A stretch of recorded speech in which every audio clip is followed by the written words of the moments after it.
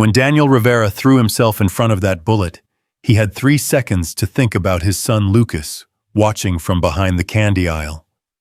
What he didn't know was that the little girl he saved belonged to Isabella Grant, a CEO worth $2.8 billion, who was about to discover that some debts can never be repaid with money. This is their story of sacrifice, second chances, and how a single moment of courage can shatter 2 worlds and rebuild them into something either saw coming. I want to take you on this emotional journey with me today. Please hit that subscribe button and let me know in the comments what city you're watching from. I love seeing how far these stories travel and connect us all. The fluorescent lights of Martinez Market buzzed with their familiar electric hum, casting harsh shadows across aisles lined with everyday necessities. At 9:47 p.m. on a Tuesday, that felt like any other Tuesday. Daniel Rivera pushed a mop across the worn linoleum floor, his shoulders aching from 12 hours of stocking shelves, ringing up customers, and keeping the small neighborhood store running. The scent of industrial cleaner mixed with the lingering aroma of fresh bread from the bakery section, creating that peculiar smell of honest work and simple commerce. "Dad, I'm stuck on this math problem again," Lucas called from behind the customer service counter, his 11-year-old voice echoing through the nearly empty store. Homework spread across the scratched surface like battle plans, pencil erasers scattered like tiny pink casualties of academic warfare. Daniel paused, leaning on his mop handle. "The algebra one.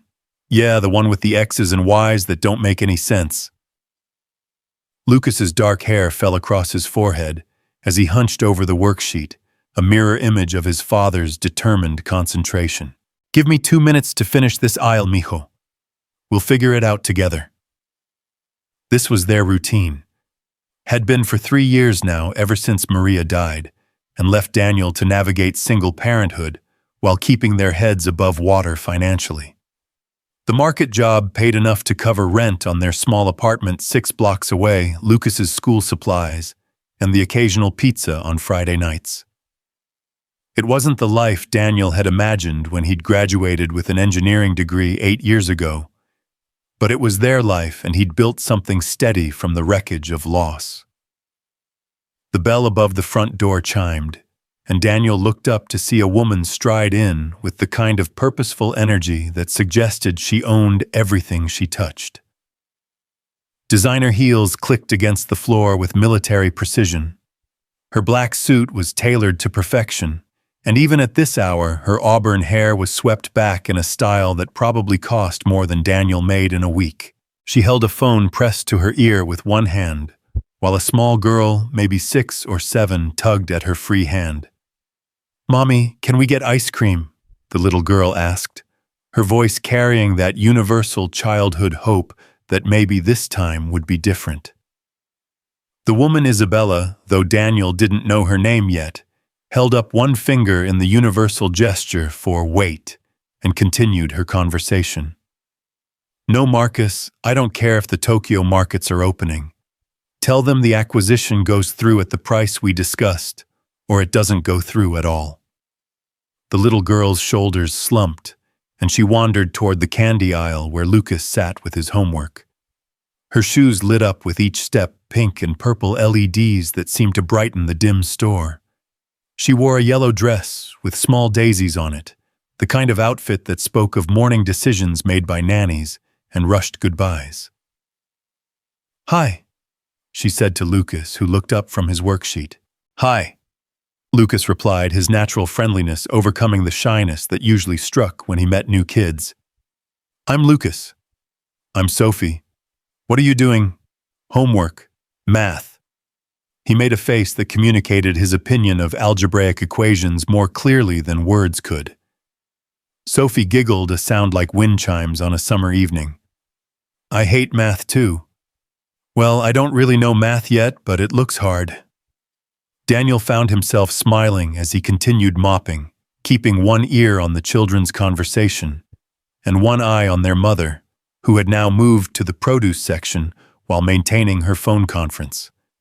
Her voice carried that tone of absolute authority, the sound of someone accustomed to having her words become reality. The due diligence report should have been on my desk yesterday, Isabella was saying, examining apples with the same intensity she probably brought to board meetings. I don't care if their legal team needs another week. Our shareholders won't wait for their convenience. Sophie had migrated closer to Lucas, drawn by the gravitational pull of another child in the adult-dominated world she inhabited. Do you come here a lot? My dad works here, Lucas explained, pointing toward Daniel. We stay until closing time, then we go home. Your dad works here? Sophie's eyes widened with something approaching wonder. In her world, fathers appeared at bedtime if she was lucky, usually bearing gifts and guilt in equal measure. The concept of a father who was simply present was foreign to her experience. Yeah, he's really good at it. He knows where everything is, and he can fix the register when it makes that beeping sound. Pride colored Lucas's voice, the pride of a boy who had learned to find heroism in the everyday acts of showing up and providing. Isabella's conversation grew more heated, her free hand gesturing as if her invisible audience could see her emphasis. I don't care if the regulatory approval takes 6 months. We move forward with the timeline as planned. Daniel finished his aisle and moved closer to the front of the store, straightening merchandise and keeping an eye on the time. Closing was in 13 minutes, and he still needed to count the register and lock up. But something about the scene, Lucas helping Sophie sound out words on a candy wrapper. Isabella pacing like a caged executive felt oddly complete, as if the four of them were meant to be in this fluorescent-lit space at this particular moment. Mom always talks to her phone more than she talks to me, Sophie confided to Lucas, with the matter-of-fact sadness of a child who had learned not to expect otherwise. Lucas looked up at Isabella, then back at Sophie. Maybe she's just really busy. She's always busy. Sophie traced patterns on the counter with her finger. She missed my school play last week, and my soccer game, and my birthday party. Each admission fell like a small stone into still water, creating ripples of loneliness that even an 11-year-old could recognize. Daniel felt that familiar tug in his chest, the one that came whenever he saw a child navigating the complicated emotional terrain of absent parents. He'd been lucky, he supposed, in the most unlucky way possible. Maria had been present, engaged, full of laughter and questions about Lucas's day, until the cancer took her voice away.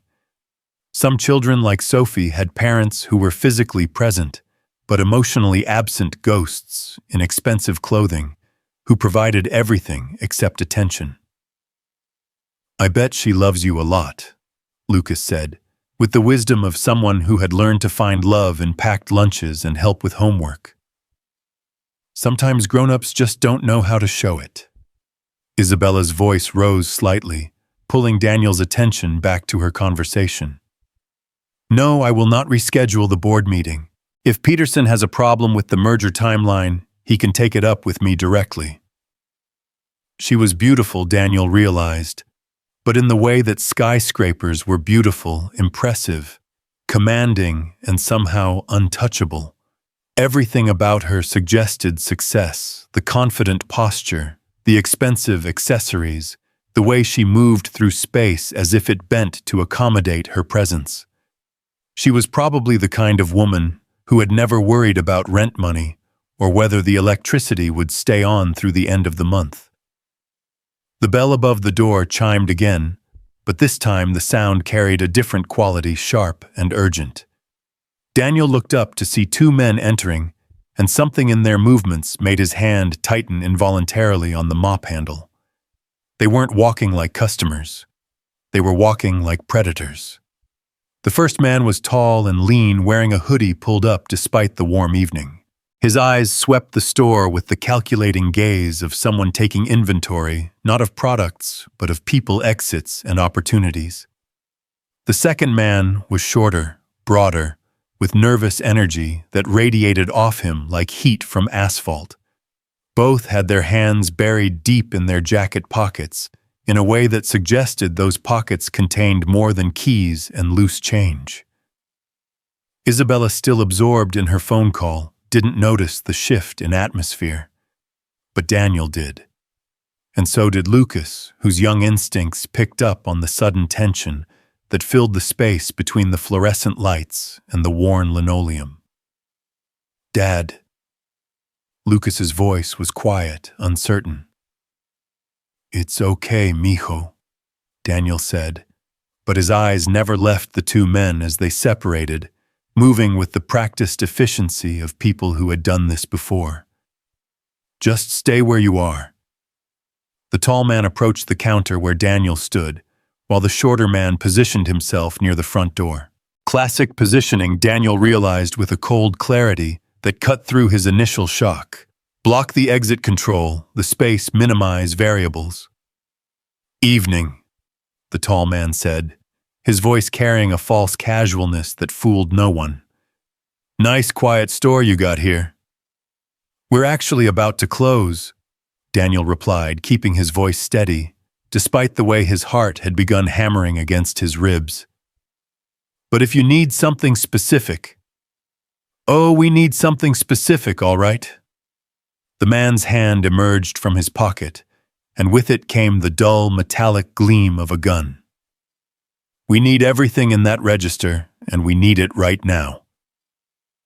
The words hung in the air like smoke from a house fire, transforming the familiar space of Martinez Market into something alien and dangerous.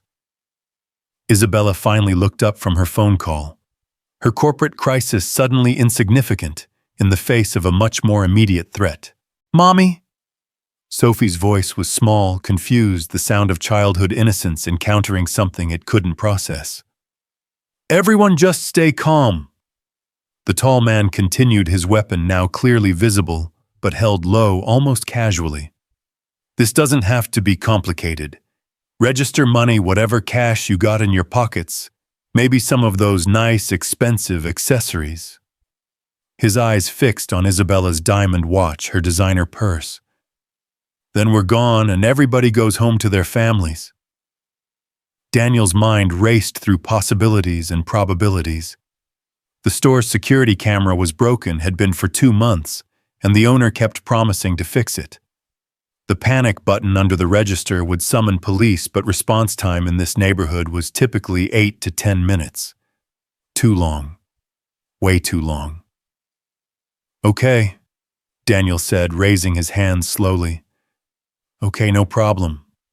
Let me just—" "Dad, I'm scared." Lucas's whisper cut through the tension like a blade. "It's going to be fine," Daniel said, though the words felt hollow even as he spoke them. "Everything's going to be fine." But even as he said it, he could see the shorter man growing agitated, his eyes darting between the door and the small group gathered near the counter. This was the dangerous one, Daniel realized. The tall man was calm, professional. The short one was a live wire crackling with nervous energy that could spark into violence without warning. Isabella had ended her phone call and slowly placed the device on the counter. "Look, if this is about money, I can—" "Lady, just shut up and stay still." The shorter man snapped, his voice high and tight. "Nobody asked you to talk." Sophie began to cry, quiet tears that rolled down her cheeks as she pressed herself against Lucas, who, despite his own fear, put a protective arm around her shoulders. 2 children, Daniel thought. 2 innocent kids who shouldn't have to see this, shouldn't have to learn that the world could turn dangerous without warning. "The register," the tall man said, gesturing with his weapon. "Open it." Daniel moved slowly toward the register, each step feeling like he was walking through water. His hands shook slightly as he entered the code, the familiar beeps now sounding like countdown timers in the electric silence. The drawer sprang open with a cheerful ding that seemed obscene under the circumstances. "All of it," the tall man ordered. "Bills, coins, everything." There wasn't much. maybe $300 in total, enough to cover the next day's change fund and little more. Daniel began pulling out bills with methodical precision, trying to buy time, trying to think of some way to de-escalate the situation before it spiraled beyond control. "And the safe?" The shorter man added, his agitation growing. "There's gotta be a safe somewhere." "There's no safe," Daniel said truthfully. "This is just a small neighborhood market. We don't keep that kind of money here." "He's lying," the shorter man said to his partner, his voice rising. "They always lie about the safe." "There's no safe," Daniel repeated, holding up the handful of bills. "This is everything. Take it and go." Isabella had been silent, but now she spoke up, her CEO instincts kicking in despite the circumstances. "If you need money, I told you to shut up," the shorter man exploded, swinging his weapon toward her with a wild gesture that made everyone in the store freeze. "Nobody wants to hear from some rich bitch." "Hey," Daniel said sharply, drawing the gunman's attention back to himself. "Leave her alone. You want the money? Here's the money." He held up the bills like an offering, trying to redirect the threat away from the others. But the shorter man was past reason, now his eyes wild with whatever combination of desperation and chemical courage had brought him to this moment. "You know what, I'm tired of this. Tired of people lying, tired of people thinking they're better than us." He swung the gun back toward the counter where the children huddled together, and Daniel saw with crystal clarity what was about to happen. The man's finger was tightening on the trigger, his aim wavering between Lucas and Sophie, two innocent faces that had become the focal point of his rage and frustration. Time slowed the way it does in moments of absolute crisis, when the brain processes information faster than conscious thought can follow. Daniel saw Lucas's eyes wide with terror, but still holding trust that his father would somehow make this right. He saw Sophie crying silently as she clung to the only other child in a world that had suddenly become incomprehensible. He saw Isabella frozen in the realization that all her power and wealth meant nothing in the face of a desperate man with a gun. And he saw the inevitable trajectory of the next 3 seconds, the gunman's finger completing its pull, the muzzle flash, the sound that would shatter more than just the quiet of the evening. He saw his son watching his father fail to protect him, saw a little girl learning that the world was a place where innocence offered no protection. "No," Daniel said, but the word was lost in the sudden motion of his body as instinct overrode thought, and he threw himself forward. The gun fired with a sound like thunder in the confined space, echoing off the walls and shelves with a percussion that seemed to go on forever. Daniel felt the bullet hit him in the chest, a sensation like being punched by a giant fist, and the world tilted sideways as he crashed into a display of canned goods. "Dad!" Lucas's scream cut through the ringing in Daniel's ears as he lay on the cold linoleum, looking up at the fluorescent lights that suddenly seemed very far away. The two gunmen were shouting at each other, their voices distorted and distant. Daniel tried to focus, tried to stay conscious, but the edges of his vision were growing dark. He could hear Sophie crying, Isabella's voice sharp with panic as she spoke rapidly into her phone, probably calling 911, he hoped. "Dad, please," Lucas was saying, his young hands pressing against Daniel's chest, where warm wetness was spreading across his work shirt. "Please don't leave me." Daniel wanted to tell his son that everything would be okay, wanted to promise that this wasn't how their story ended. But speaking required energy he didn't have, and staying conscious was taking all his strength. The last thing he saw before the darkness took him was Lucas's face, tears streaming down his cheeks, and beyond him, Sophie and Isabella holding each other like survivors of a shipwreck. The sirens were getting closer now, their wailing harmony filling the night air with the promise of help that was coming just a little too late. Daniel Rivera, single father and everyday hero, closed his eyes and hoped that throwing himself in front of that bullet had been worth it. He hoped that somewhere in the chaos and fear, he had managed to save the people who mattered. He hoped that Lucas would understand why his father had made the choice that love demanded, even when that choice meant leaving him behind. In the distance, growing closer with each second, the sirens sang their urgent song of rescue and response, racing through the night toward a small neighborhood market, where two children learned that heroes weren't mythical figures in capes and masks, but ordinary people who chose to step forward when stepping back would have been easier. The fluorescent lights continued their electric hum, indifferent to the drama that had unfolded beneath them, casting their harsh glow on scattered homework and spilled blood on designer shoes and work boots, on the aftermath of 3 seconds that had changed everything. And in that pool of light and shadow, as paramedics worked and police questioned, and two children clung to the hope that their protector would open his eyes again, a story began that none of them could have imagined. A story that would transform grief into gratitude, strangers into family, and a single moment of courage into the foundation of something neither Daniel Rivera nor Isabella Grant had been looking for, but both desperately needed. The night was just beginning, and already everything had changed. The ambulance doors slammed shut with a metallic finality that seemed to echo through Isabella Grant's chest.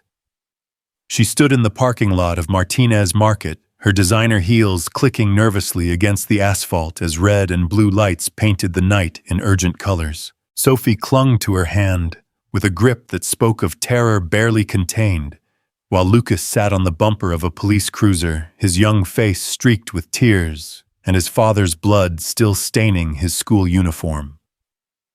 "Ma'am, we need to get some information from you." Detective Maria Santos approached with the careful cadence of someone who had delivered bad news too many times. Her notebook was already open pen, poised to capture the details that would transform tonight's chaos into an official report.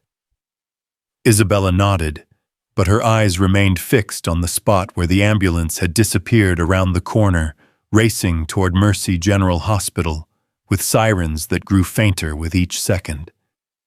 That man, Daniel Rivera, is he going to survive? The paramedics are doing everything they can, Detective Santos replied with practiced neutrality. Right now, I need to understand exactly what happened here tonight. Isabella's phone buzzed insistently in her purse, the familiar vibration of a world that expected her immediate attention. Board members wondering about missed calls, investors demanding updates on the Tokyo acquisition, her assistant probably fielding a dozen crises that had erupted in the 20 minutes since her universe had shifted on its axis. She reached for the device automatically, then stopped, her hand hovering over the clasp of her purse. "Mommy," Sophie whispered, tugging at Isabella's jacket. "Is the nice man going to be okay?" For the first time in longer than she could remember, Isabella ignored her phone completely. She knelt down to Sophie's eye level, her expensive suit making contact with the dirty pavement without a second thought. "I don't know, sweetheart, but the doctors are very good at helping people who are hurt. He saved me," Sophie said, her 6-year-old voice carrying a weight that no child should have to bear. "The bad man was going to hurt me, and Mr. Daniel jumped in front of the gun." The simple truth of it hit Isabella like a physical blow. Her daughter, her precious, brilliant, irreplaceable daughter, would have been the one bleeding on that linoleum floor, if not for a stranger's split-second decision to value Sophie's life above his own. The magnitude of that debt settled over her like a physical weight pressing down on her shoulders until she felt like she might buckle under its enormity. "Mrs. Grant," Detective Santos's voice pulled her back to the present. "Can you walk me through what you observed?" Isabella stood slowly, her legs unsteady for reasons that had nothing to do with her heels. I was on a conference call, an important one, I thought, about an acquisition in Tokyo. The words tasted bitter now, corporate jargon that seemed meaningless in the aftermath of real violence. Two men came in and I barely noticed at first. She stopped, the admission catching in her throat. You were what, ma'am? I was ignoring my daughter. The confession came out quietly, but Lucas looked up from the police cruiser where he'd been sitting in stunned silence. Sophie was trying to get my attention, and I kept telling her to wait. If I had been paying attention, maybe I would have seen the danger sooner. Mom, it's not your fault. Lucas said, his voice hoarse from crying, but steady with the kind of wisdom that emerges from sudden trauma. Dad always says bad things happen, and we can't control them. We can only control how we respond. Isabella studied this 11-year-old boy, who spoke with his father's words while wearing his father's blood on his clothes. There was something in Lucas's composure that reminded her of Daniel Rivera's calm competence, the way he had tried to de-escalate the situation, even with a gun pointed in his direction. Tell me about your father, Isabella found herself saying, moving closer to Lucas. What kind of man is he? Lucas wiped his nose with the back of his hand, leaving a smear of tears and grime across his cheek. He's the best dad in the world. He works really hard so we can have a good life, even though it's just us now. Mom died when I was 8, and Dad said we had to take care of each other. The detective continued taking notes, but Isabella was only half listening to the procedural questions about times and descriptions. Her attention was focused entirely on Lucas, this articulate, brave boy, who was clearly his father's son in all the ways that mattered. He helps me with homework every night, even when he's tired from work. Lucas continued as if talking about his father could somehow keep him tethered to hope. And he makes these really bad jokes that aren't funny, but I laugh anyway because they make him happy. And when I have nightmares about Mom, he sits with me until I fall asleep again. Sophie had moved closer to Lucas during his recitation, drawn by the warmth in his voice when he spoke about his father. My daddy travels a lot, she offered quietly. He brings me presents, but he doesn't read me stories. Dad reads to me all the time, Lucas said. Even the boring books about history that I have to read for school. He does different voices for all the characters. Isabella felt something twist in her chest, a recognition of everything her own parenting had been missing.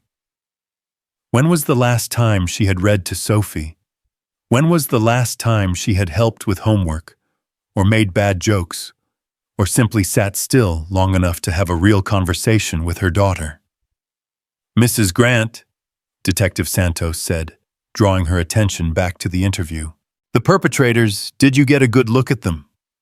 Isabella forced herself to focus on the details, providing descriptions of the two men who had shattered their evening.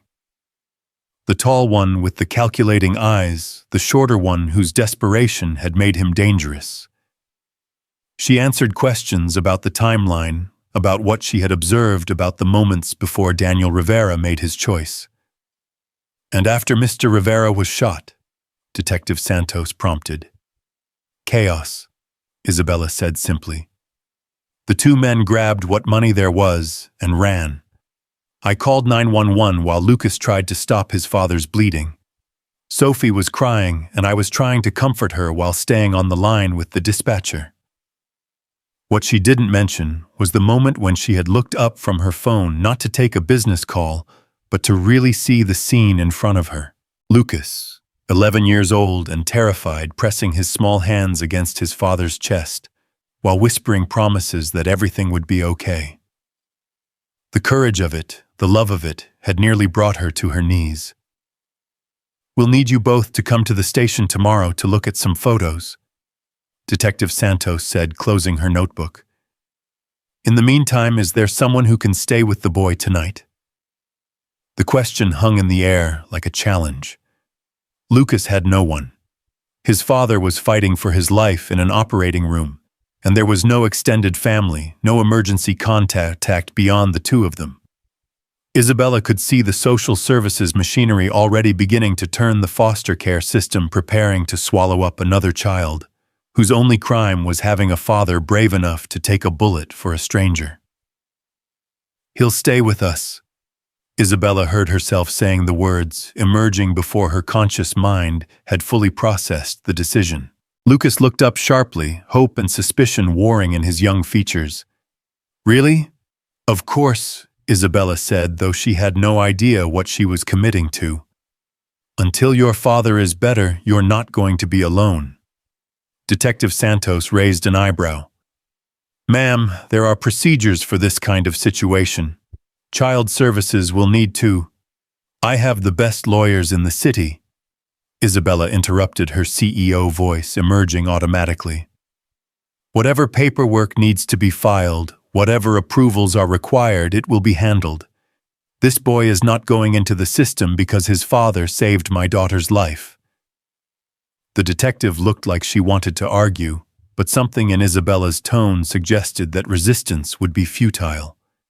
This was a woman accustomed to making things happen through sheer force of will and unlimited resources. "I don't have any clothes," Lucas said practically, though Isabella could hear the hope threading through his voice. "And I need to feed Mr. Whiskers. He's our cat."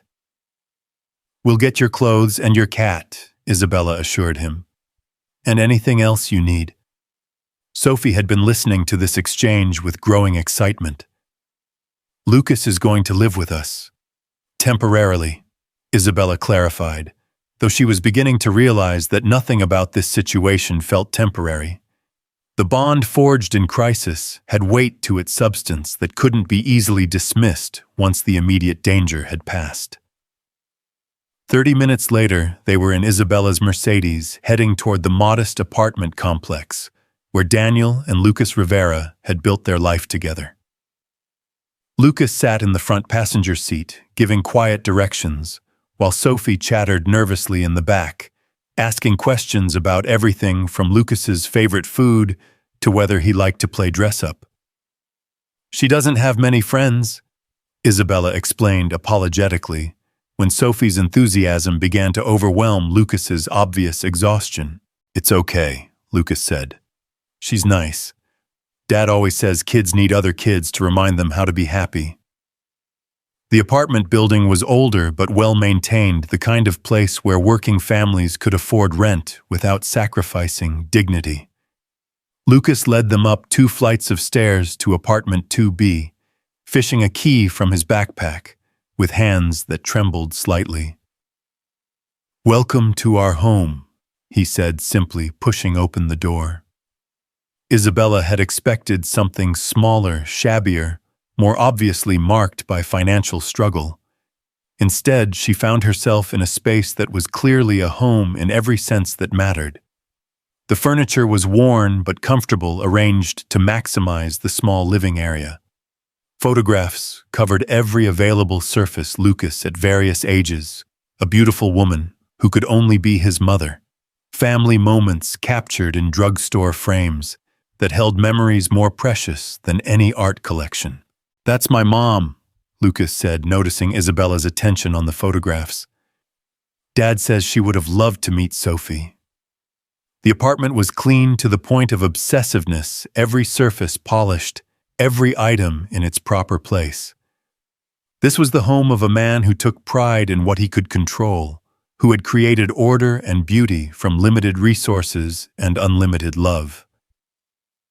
"Mr. Whiskers," Lucas called, and a large orange tabby emerged from the kitchen, meowing loudly in greeting. "Hey, buddy. We're going to be gone for a while, but the nice ladies are going to take care of us."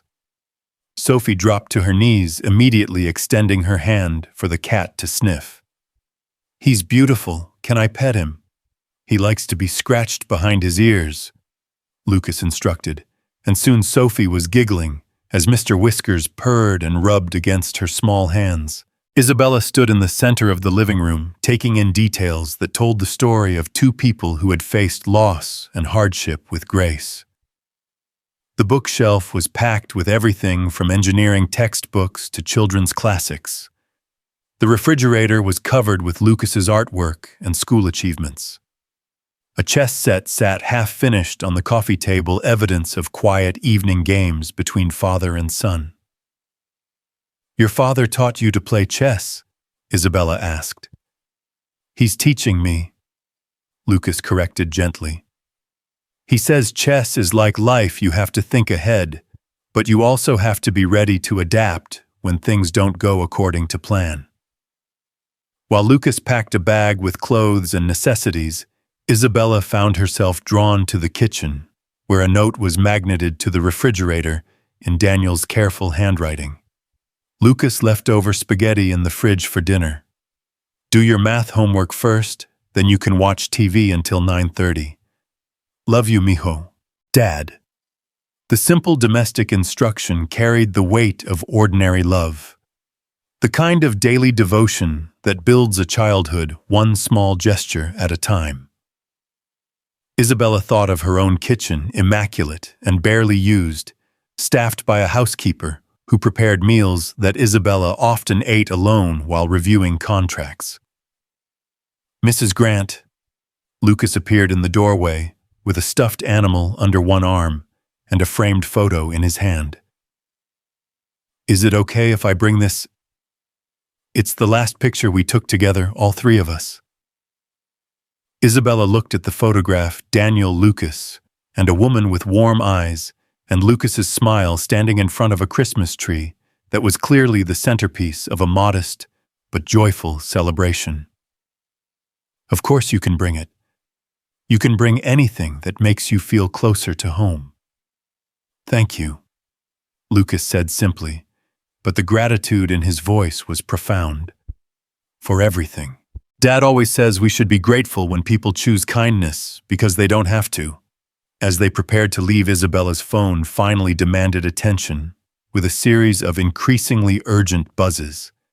Her assistant, her board members, her entire corporate empire wondering where she had disappeared to in the middle of crucial negotiations. For the first time in her professional life, Isabella Grant sent a single text to her assistant: "Family emergency. Reschedule everything until further notice." The drive to Isabella's Beacon Hill mansion was quiet, with Lucas pressed against the window, watching the city change from working-class neighborhoods to increasingly affluent streets. When they pulled through the gates of the Grant estate, Sophie bounced excitedly in her seat. "Lucas is going to love the pool and the game room, and we have a whole library with rolling ladders like in the movies." Isabella watched Lucas's face as they approached the house, trying to see her home through his eyes. The mansion was beautiful, certainly, but it was also imposing, the kind of place that could make a child feel small and out of place. As they pulled up the circular driveway, Isabella made a mental note to make sure Lucas knew that this house, at least for now, was his home too. Mrs. Chen, the housekeeper, met them at the door with barely concealed curiosity.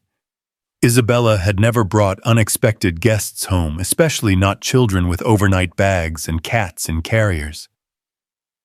"Mrs. Chen, this is Lucas, Rivera, and Mr. Whiskers," Isabella said. "They'll be staying with us for a while. Please prepare the blue guest room and make sure Lucas has everything he needs." If Mrs. Chen was surprised by this development, she hid it well. "Of course, Mrs. Grant. Will Master Lucas be needing dinner?" Isabella realized she hadn't thought about dinner, hadn't considered the practical details of suddenly becoming responsible for an 11-year-old boy. "Yes, please. Something kid-friendly." "I'm not picky," Lucas assured Mrs. Chen. "Dad and I eat pretty much anything." As Mrs. Chen bustled away to prepare dinner and set up the guest room, Isabella found herself alone with the two children in her grand foyer. Sophie was already tugging Lucas toward the staircase, eager to show him her playroom and the dozen other amenities that came with unlimited wealth. But Lucas hung back his eyes, taking in the marble floors, the crystal chandelier, the oil paintings that cost more than most people's annual salaries. "This is really where you live?" he asked quietly. "Yes," Isabella said, suddenly seeing the excess through his eyes. "Is it too much?" Lucas considered the question seriously, the way children do when adults ask for their honest opinions. "It's really beautiful, but it's kind of big for just two people, isn't it?" The observation hit harder than any business rival's criticism ever had. Lucas was right, the house was enormous, designed to impress rather than comfort, filled with beautiful things, but lacking the warmth that had permeated his small apartment. "Maybe it won't feel so big with 4 people in it," Isabella found herself saying. 4 people and a cat. Over dinner, which Mrs. Chen had somehow transformed into an array of child-friendly options, despite having only 20 minutes' notice. Isabella watched Lucas and Sophie interact with the easy camaraderie of children who had shared something significant. Lucas helped Sophie cut her chicken, and Sophie shared her dessert without being asked. They talked about school and favorite movies and whether Mr. Whiskers would like exploring such a big house. "Do you think Dad is okay?" Lucas asked suddenly, his fork halfway to his mouth. Isabella had been dreading this question, knowing it would come but having no good answer to offer. "The doctors at Mercy General are excellent. Your father is strong, and he's fighting. He got shot because of me," Sophie said quietly, her earlier excitement fading. "The bad man was going to hurt me, and your dad protected me instead." Lucas reached across the table to pat Sophie's hand, with a gentleness that reminded Isabella painfully of Daniel Rivera's calm demeanor during the crisis. "Dad didn't get hurt because of you. He got hurt because he chose to help. That's what heroes do."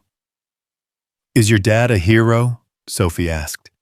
"Yeah," Lucas said without hesitation. "He's always been my hero.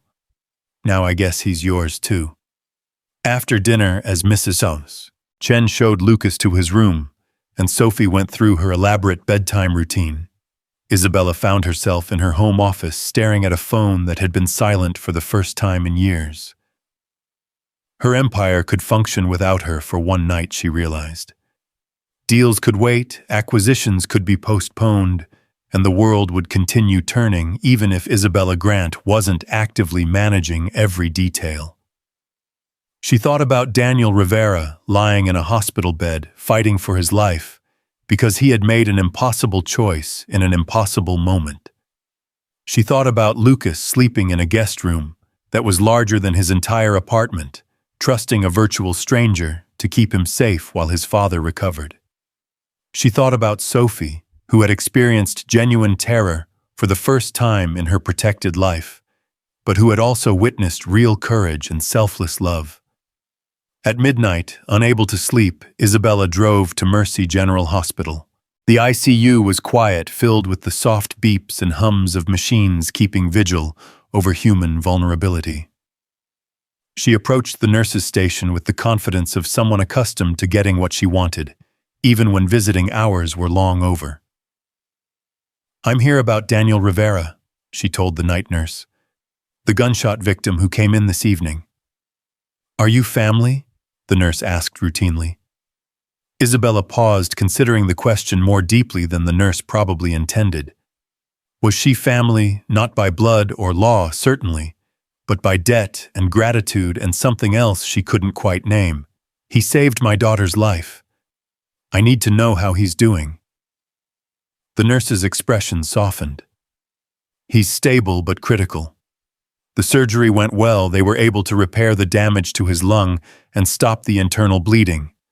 But he lost a lot of blood, and the next 24 hours will be crucial." "Can I see him?" "Just for a moment. He's unconscious, but some people think patients can hear familiar voices." Isabella almost pointed out that her voice would hardly be familiar to Daniel Rivera, but something stopped her. She followed the nurse through quiet corridors to a room where machines breathed for the man who had thrown himself between her daughter and a bullet. Daniel looked smaller in the hospital bed. his dark hair mussed against the white pillow, his face pale but peaceful. Tubes and wires connected him to an array of monitoring equipment that beeped steadily, each sound a reassurance that his heart was still fighting. "Mr. Rivera," Isabella said quietly, moving closer to the bed. "I don't know if you can hear me, but I needed to thank you. What you did tonight, there are no words for it." She paused, studying his face for any sign of awareness, any indication that her words were reaching him through the medical fog of induced unconsciousness. "Your son is safe," she continued. "Lucas is staying with Sophie and me, and he's being so brave, just like his father. He told me about chess and homework and bedtime stories, and I can see why you're his hero. You raised an incredible boy." A nurse moved quietly around the room, checking monitors and adjusting equipment, but Isabella barely noticed. Her attention was entirely focused on the man whose split-second decision had changed everything. "I have money," she said, though the words felt inadequate. "I have resources and connections and influence. Whatever you need for your recovery, whatever Lucas needs while you're healing, it's yours. Not because I'm trying to repay a debt, I know I can never do that, but because it's the right thing to do." The heart monitor continued its steady rhythm, and Isabella found herself matching her breathing to its pace as if she could somehow lend her strength to his recovery through sheer force of will. "I don't know what kind of person I was before tonight," she admitted to the unconscious man. "But I know what kind of person I want to be going forward. Lucas is teaching Sophie how to be kind, and Sophie is teaching Lucas how to play. They're teaching me things I didn't even know I needed to learn." She stayed for another 10 minutes, listening to the machines and watching the rise and fall of Daniel's chest before returning to her car and driving home through empty streets. The house was quiet when she arrived, but it felt different somehow, less like a showcase and more like a place where people actually lived. She checked on both children before going to her own room. Sophie was sprawled across her canopy bed, in the boneless way of exhausted children, one arm hanging over the edge, her breathing deep and regular. In the guest room, Lucas slept more carefully, as if even in unconsciousness, he was trying not to take up too much space. Mr. Whiskers was curled up at the foot of the bed, a orange sentinel watching over his young charge. As Isabella finally prepared for bed, she realized that in the space of one evening, her carefully ordered world had been completely reshuffled. Corporate crises that had seemed earth-shaking 12 hours ago now felt manageable and distant. The acquisition in Tokyo, the board meeting, the quarterly projections, all of it had been relegated to secondary importance by the simple act of two children teaching her what really mattered. She fell asleep thinking about Daniel Rivera's steady voice as he tried to calm the gunman about Lucas's fierce loyalty to his unconscious father about Sophie's innocent question, "Is your dad a hero?" Tomorrow would bring new challenges, new decisions, new ways of navigating a world that had shifted on its axis. But tonight, for the first time in longer than she could remember, Isabella Grant fell asleep knowing that she was exactly where she needed to be. In the morning, everything would be different. But tonight, in a house that had never felt like home until it was filled with the echoes of real love and genuine courage, three people who had started the day as strangers slept peacefully, bound together by crisis and held together by the kind of hope that emerges from the darkest moments. The machines at Mercy General continued their vigilant watch, breathing life into a man whose choice had created ripples that would spread far beyond a single evening of violence. And in the quiet hours before dawn, Daniel Rivera's heart beat steadily on carrying him toward a recovery that would reunite him with his son and introduce him to a woman who was just beginning to understand the difference between success and significance. The morning sun streamed through the tall windows of the Grant mansion, casting golden rectangles across the hardwood floors As Isabella stood in her kitchen, staring at a coffee maker she rarely used, Mrs. Chen had left detailed instructions about breakfast preparations before taking her weekly day off, but Isabella found herself paralyzed by the simple task of feeding two children who weren't her responsibility by any legal definition, yet felt more important than any board meeting she'd ever attended. "Good morning."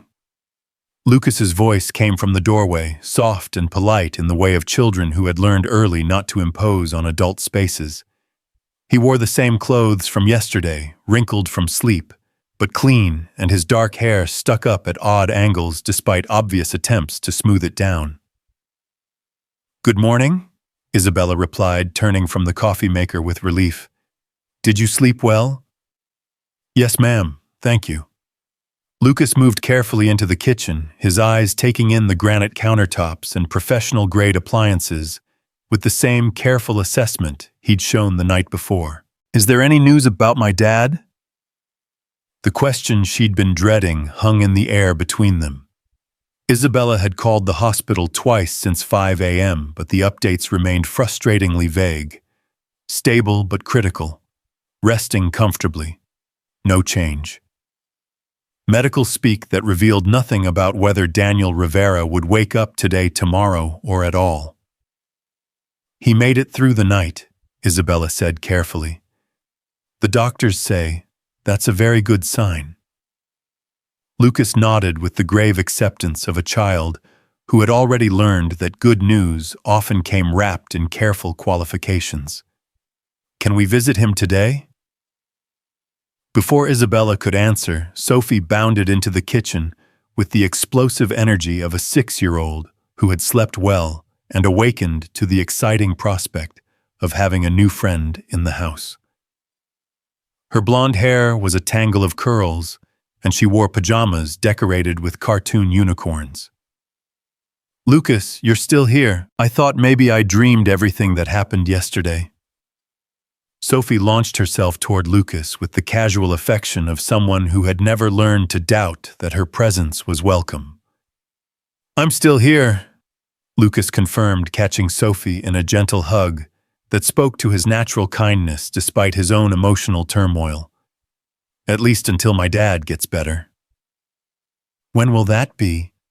Sophie asked with the directness that made adult conversations both easier and more difficult. Lucas looked to Isabella, clearly hoping she had answers he didn't possess. "We don't know yet, sweetheart," Isabella said. "But the doctors are taking very good care of him." The mention of doctors seemed to remind Sophie of the previous night's trauma, and her expression grew more serious. "The bad men won't come back, will they?" "No," Isabella said firmly. "They won't come back. The police are looking for them, and you're both safe here." What she didn't mention was the security detail she'd arranged with a single phone call at 6 a.m. Two discreet but highly trained professionals now monitored the property's perimeter, and the mansion's already impressive security system had been upgraded overnight. Money couldn't heal Daniel Rivera's wounds, but it could ensure that the children who depended on him would never face that kind of danger again. "I'm hungry," Sophie announced, her 6-year-old attention span moving past fear toward more immediate concerns. "Can we have pancakes? Mrs. Chen makes the best pancakes in the world." "Mrs. Chen isn't here today," Isabella said, then realized she had no backup plan for this basic parental responsibility.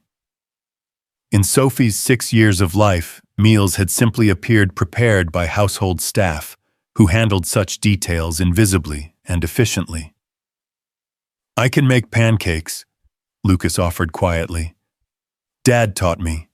He says everyone should know how to cook at least one thing really well." Isabella stared at this 11-year-old boy who was offering to solve a problem she hadn't even known how to approach.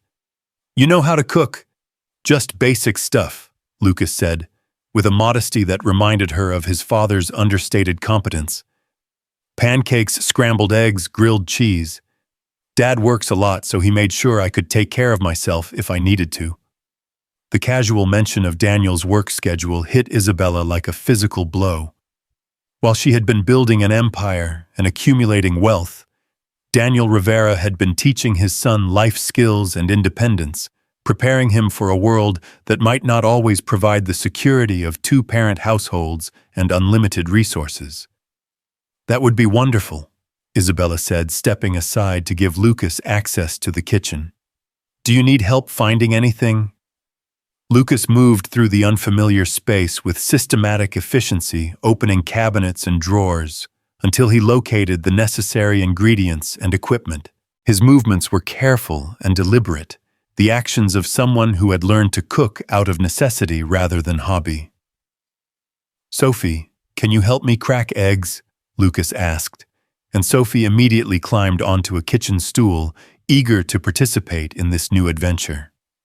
Isabella found herself relegated to the role of observer as Lucas guided Sophie through the pancake-making process, his young voice patient and encouraging, as he corrected her technique and praised her efforts. It was a masterclass in gentle leadership, the kind of natural teaching ability that couldn't be learned from management seminars or business school curricula. "How did your father learn to cook?" Isabella asked, as Lucas measured flour with practiced precision. "From my mom before she got sick," Lucas said without looking up from his mixing bowl. "She used to say that food made with love always tastes better than food made with just recipes. Dad says he's not as good a cook as she was, but he tries to put the same love into everything he makes." Sophie had appointed herself official egg cracker, a responsibility she took seriously, despite getting more shell in the bowl than was strictly ideal. Lucas fished out the pieces without comment, turning the mistakes into part of the process, rather than problems to be corrected. "My mom doesn't cook much," Sophie admitted, glancing at Isabella, with the honesty that children wielded like gentle weapons. "She orders food from restaurants, or Mrs. Chen makes everything."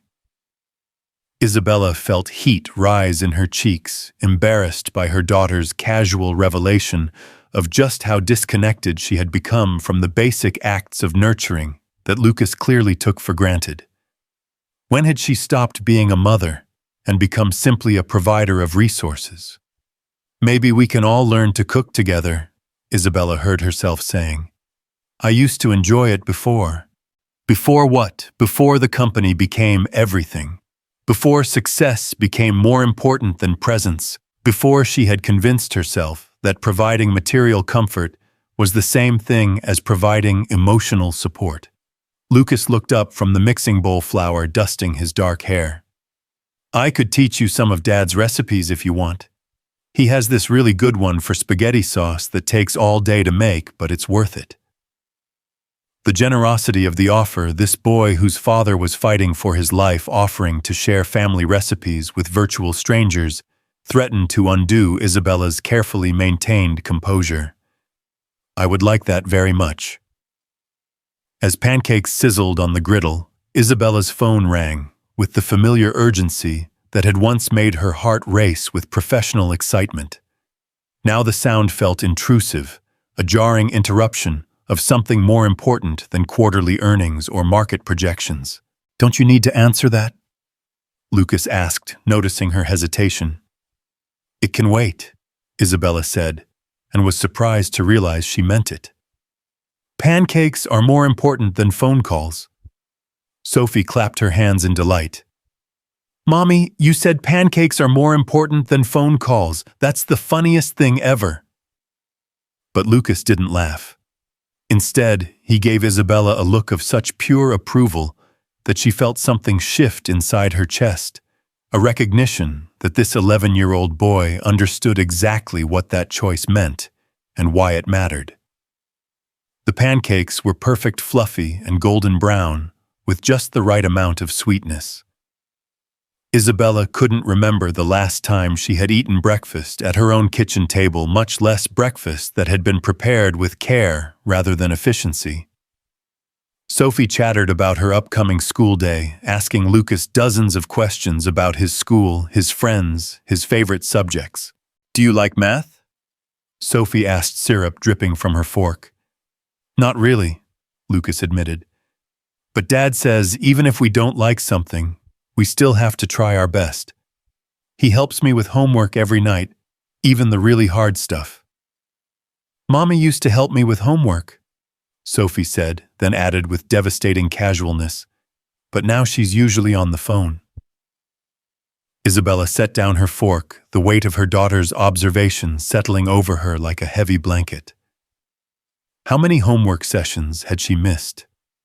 How many bedtime stories had been cut short by urgent calls that seemed crucial in the moment, but were forgotten by morning? I was thinking, Isabella said carefully, that maybe I should work from home more often, so I can help with homework and other important things. Sophie's face lit up with such pure joy that Isabella felt tears prick at the corners of her eyes. Really? You would do that? Really? Isabella confirmed, though she had no idea how she would restructure her professional life to accommodate this commitment. Homework is important. More important than phone calls. Lucas finished his pancakes in thoughtful silence, then helped clear the table with the automatic efficiency of someone who had learned that household responsibilities were shared rather than delegated. As they loaded the dishwasher together, Isabella found herself studying the boy who had appeared in her life like an unexpected teacher. Lucas, she said, as he rinsed the mixing bowl, would you like to come with me to visit your father this morning? His whole body went still, hope and fear warring across his young features. Are we allowed to do that? I'll make sure we're allowed, Isabella said, and felt the familiar surge of determination that usually accompanied her business negotiations. Your father needs to know you're safe and cared for. Can I come too? Sophie asked immediately. Isabella hesitated. The hospital would be difficult enough for Lucas, seeing his father connected to machines and fighting for his life.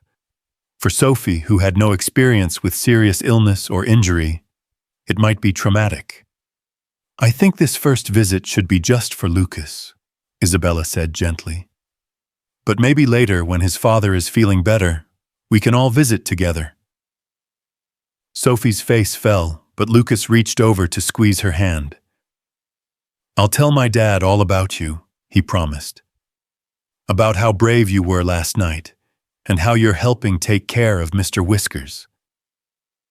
The drive to Mercy General Hospital was quiet, with Lucas pressed against the passenger window watching the city wake up. Isabella found herself taking a longer route unconsciously, delaying the moment when they would have to face whatever waited in that ICU room. Are you scared? She asked, as they pulled into the hospital parking garage. Lucas considered the question with the seriousness he brought to everything. Yeah, he admitted. But scared doesn't mean you don't do something. Dad taught me that. He said being brave means doing what you have to do even when you're afraid. The wisdom of it, coming from an 11-year-old who was about to face his worst nightmare, left Isabella speechless. This boy possessed emotional intelligence that she was still struggling to develop at 38. The ICU was quieter during the day shift, but the atmosphere remained heavy with the weight of families holding vigil over their loved ones. Isabella had called ahead using her influence to ensure that Lucas would be allowed to visit, despite his age, but nothing had prepared either of them for the reality of seeing Daniel Rivera in the harsh light of day. He looked smaller than Isabella remembered, his dark skin pale against the white hospital sheets. Tubes ran from his nose and mouth, and the steady beep of monitors provided a mechanical soundtrack to his struggle for recovery. His chest rose and fell with the assistance of a ventilator, each breath a small victory in the ongoing battle for his life. Lucas stopped in the doorway, his small frame frozen by the sight of his father, reduced to this vulnerable state.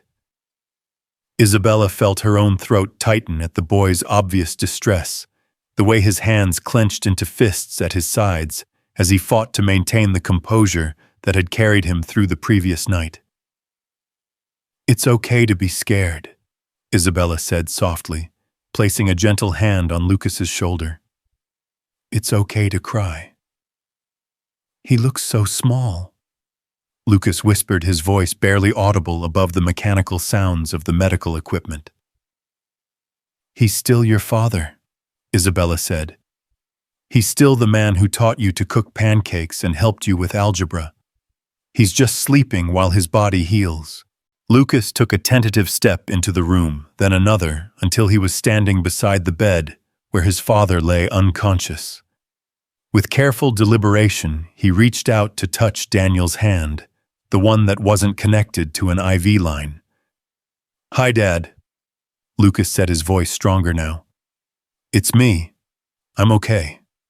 The lady whose daughter you saved, her name is Mrs. Grant, and she's taking really good care of me. Sophie is nice, and she has a really big house with a pool. And Mr. Whiskers is okay too. He slept on my bed last night. Isabella watched from the foot of the bed as Lucas continued his one-sided conversation, updating his father on every detail of the past 12 hours. The boy's natural storytelling ability transformed the clinical hospital room into a place where love could exist alongside fear, where hope could coexist with uncertainty. Mrs. Grant says I can stay with them until you're better. Lucas continued, his small hand still resting on his father's larger one. She's really nice, Dad. She let me make pancakes this morning, and she didn't answer her phone during breakfast because she said pancakes were more important.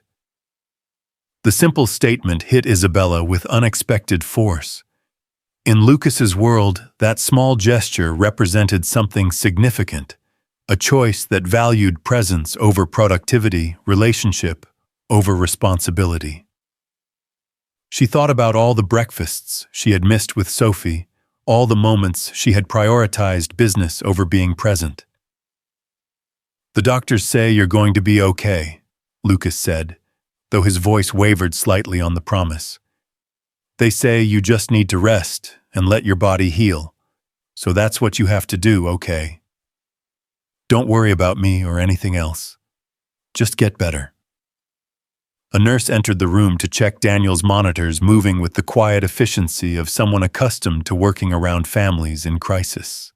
She smiled at Lucas with the warmth of someone who understood that children needed different reassurances than adults. Your father is doing very well, she told Lucas. His body is working hard to heal, and all of his vital signs are strong. The ventilator is just helping him rest, so his energy can go toward getting better. When will he wake up? Lucas asked the question that had been burning in his chest since they'd arrived. We don't know exactly, the nurse said honestly. But every day that he remains stable, his chances of a full recovery get better. Your father is young and strong, and he has something very important to fight for.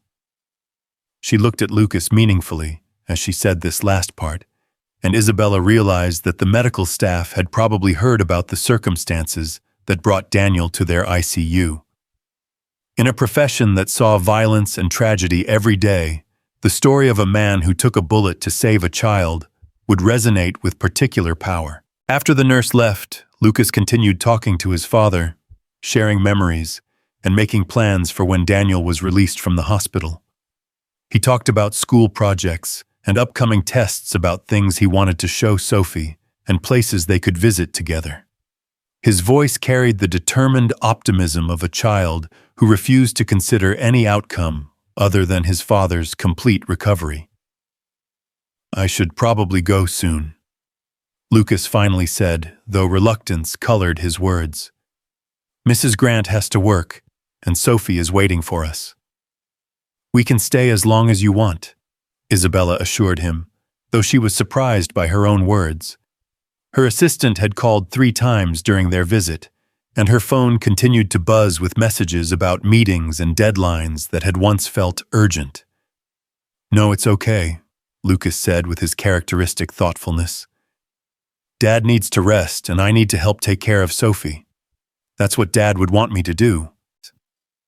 The maturity of the statement left Isabella struggling for an appropriate response. This 11-year-old boy was thinking about responsibility and reciprocity while she was still learning to put pancakes before phone calls.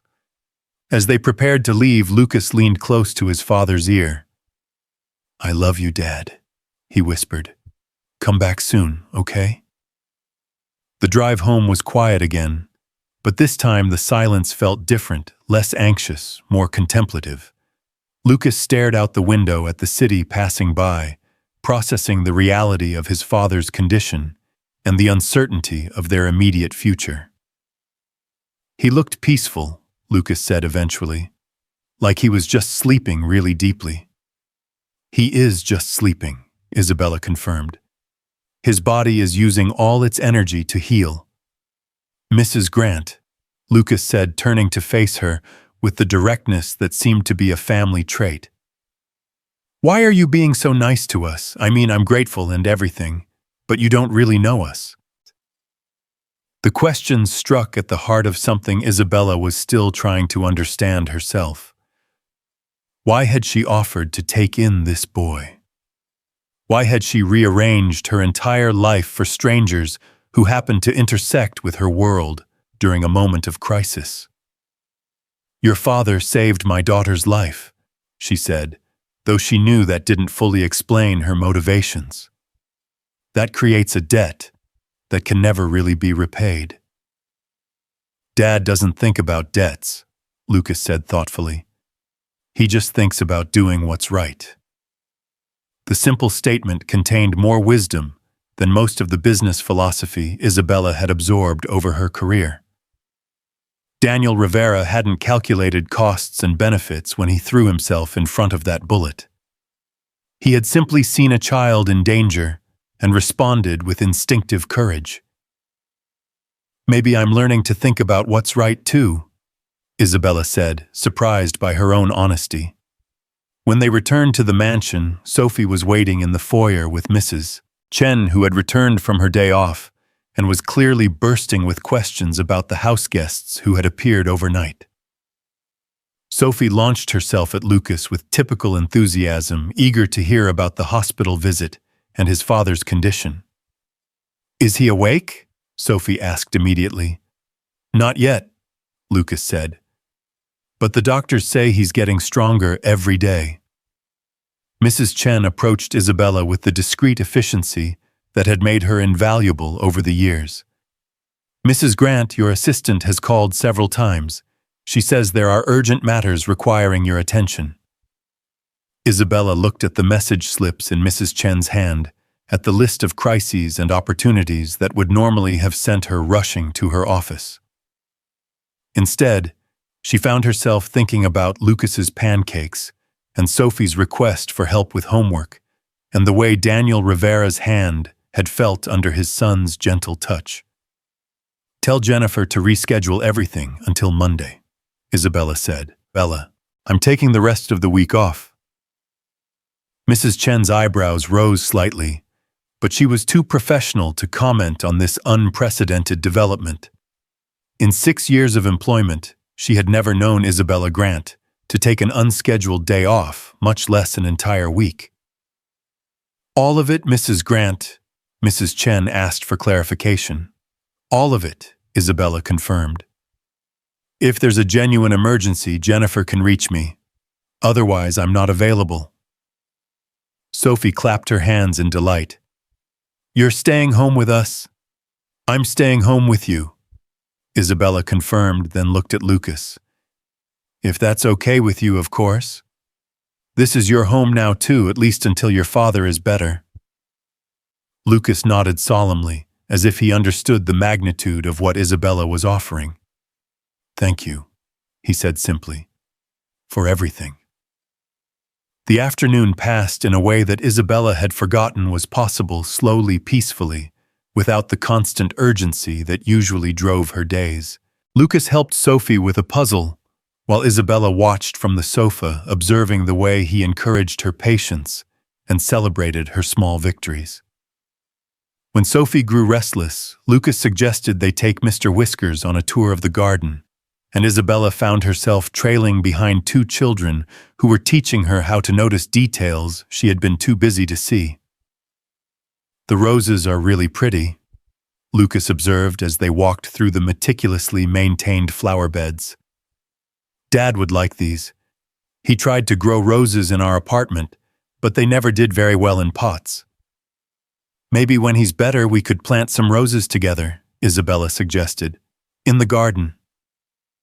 Lucas looked at her with something approaching wonder. "You would do that? I think your father and I have a lot to talk about," Isabella said, though she wasn't entirely sure what she meant by that. "About gardening and other things." That evening, as they sat around the kitchen table eating dinner Chinese takeout that Lucas had helped Sophie choose from the menu, Isabella's phone rang with an international number. Her first instinct was to ignore it, but something about the persistence of the caller made her answer. "Isabella, thank God," came Marcus Chen's voice from Tokyo, where he was handling the acquisition that had seemed so important just 24 hours ago. "The Japanese team is threatening to walk away from the deal if we don't respond to their counteroffer by midnight their time." Isabella looked across the table at Lucas, who was teaching Sophie how to use chopsticks with the patience of someone who had never been too busy for small kindnesses. She thought about Daniel Rivera lying in a hospital bed because he had chosen courage over safety protection, over self-preservation. "Marcus," she said calmly, "let them walk away." The silence on the other end of the phone was so complete that Isabella wondered if the connection had been lost. "I'm sorry, what did you say?" "I said let them walk away. If they can't respect our timeline and our terms, then they're not the right partners for us." "Isabella, this is a $2 billion deal. We've been working on this for 8 months. And it will still be here next week," Isabella said, watching Sophie giggle as a piece of broccoli fell from her inexpert chopstick grip. "Some things are more important than deals, Marcus." After she hung up, Lucas looked at her with the same approval he had shown that morning when she chose pancakes over phone calls. "Was that important?" "I thought it was," Isabella said honestly. "But I'm learning that important might mean something different than I thought." As bedtime approached, Isabella found herself facing another unfamiliar challenge. Sophie's bedtime routine was elaborate and specific, involving multiple stories, specific pajamas, and a complex arrangement of stuffed animals. But Lucas had no established routine in this house, no familiar rituals to ease the transition from consciousness to sleep. "Do you need anything special for bedtime?" Isabella asked as Lucas gathered his toiletries from the guest bathroom. "Dad usually reads to me," Lucas said quietly. "But I understand if you're too busy." The casual assumption that she would be too busy hit Isabella like a physical blow. How many times had she been too busy for Sophie's bedtime stories? How many nights had she delegated this fundamental act of parenting to nannies and housekeepers? "I'm not too busy," Isabella said firmly. "What would you like me to read?" Lucas retrieved a worn paperback from his overnight bag, a science fiction novel that seemed advanced for his age. "Dad and I are reading this together. We're on chapter 12. Isabella settled into the reading chair in Lucas's temporary room, the book feeling foreign in her hands. When was the last time she had read aloud? When was the last time she had prioritized story over spreadsheet? The neural interface crackled to life as Captain Martinez prepared for the most dangerous mission of her career. Isabella read, her voice finding its rhythm as Lucas settled under the covers. 20 minutes later, when she closed the book at the end of the chapter, Lucas was breathing deeply, his face peaceful in sleep. Mr. Whiskers had curled up at the foot of the bed, orange fur bright against the dark comforter. Isabella stood in the doorway for a long moment, watching this boy who had entered her life during its darkest moment and somehow brought light with him. Tomorrow would bring new challenges, new decisions about how to balance the life she had built with the life she was discovering she wanted. But tonight, in a house that was finally feeling like a home, Isabella Grant fell asleep, knowing that some choices were too important to delegate, and some responsibilities were too precious to postpone. In his hospital room across the city, Daniel Rivera's heart continued its steady rhythm, each beat carrying him closer to consciousness, and the reunion that would transform crisis into opportunity, strangers into family, and two separate worlds into something neither had imagined possible. The phone call came at 3:17 a.m. on Friday morning, piercing through the unfamiliar quiet of Isabella's house like an emergency siren. She jerked awake from the deepest sleep she'd experienced in months, her hand fumbling for the device that had once been her constant companion, but now felt like an unwelcome intruder. "Mrs. Grant." The voice belonged to Dr. Patricia Williams, the ICU attending physician. "I'm calling about Daniel Rivera. His condition has changed." Isabella's blood turned to ice water in her veins. The words, "condition has changed," in hospital speak, could mean anything from miraculous recovery to devastating decline, and the careful neutrality in Dr. Williams's voice gave no indication which direction Daniel's journey had taken. "Changed how?" Isabella whispered, stepping out of her bedroom and into the hallway so her voice wouldn't wake the children. "He's awake," Dr. Williams said, and Isabella could hear the smile in her voice. "He woke up about 20 minutes ago, and he's asking for his son." Relief flooded through Isabella's chest, like warm honey, sweet and overwhelming. She had to lean against the wall to keep her knees from buckling as the tension she'd been carrying for 3 days finally began to release its grip on her shoulders. "Is he? How is he?" Isabella asked, still afraid to hope too completely. "Weak, but stable. We've removed the ventilator, and he's breathing on his own. His cognitive function appears normal, though we'll need to run more tests. The important thing is that he's conscious and responsive." Isabella found herself moving toward the guest room, where Lucas slept, drawn by the need to share this news with the person who needed to hear it most. But as she approached his door, she hesitated. It was barely past 3 in the morning, and Lucas had finally achieved the kind of peaceful sleep that had eluded him since his father was shot. "Should I bring Lucas now?" Isabella asked Dr. Williams. "It might be best to wait until morning," the doctor advised. "Mr. Rivera is very drowsy and he needs rest, but he specifically asked me to tell his son that he loves him and that he's going to be fine."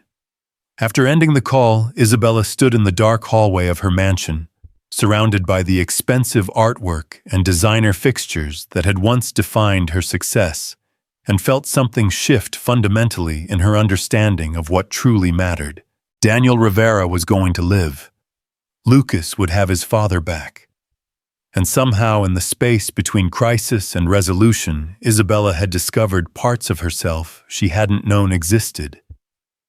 She returned to her bedroom, but sleep proved elusive. Every time she closed her eyes, she saw Daniel's face as he lay unconscious in that hospital bed, surrounded by machines and uncertainty. But now those images were replaced by the knowledge that he would wake up, that he would hold his son again, that the sacrifice he had made for Sophie would not cost Lucas his father. At dawn, Isabella found herself in the kitchen again, this time more confident in her ability to navigate the morning routine she was still learning to master.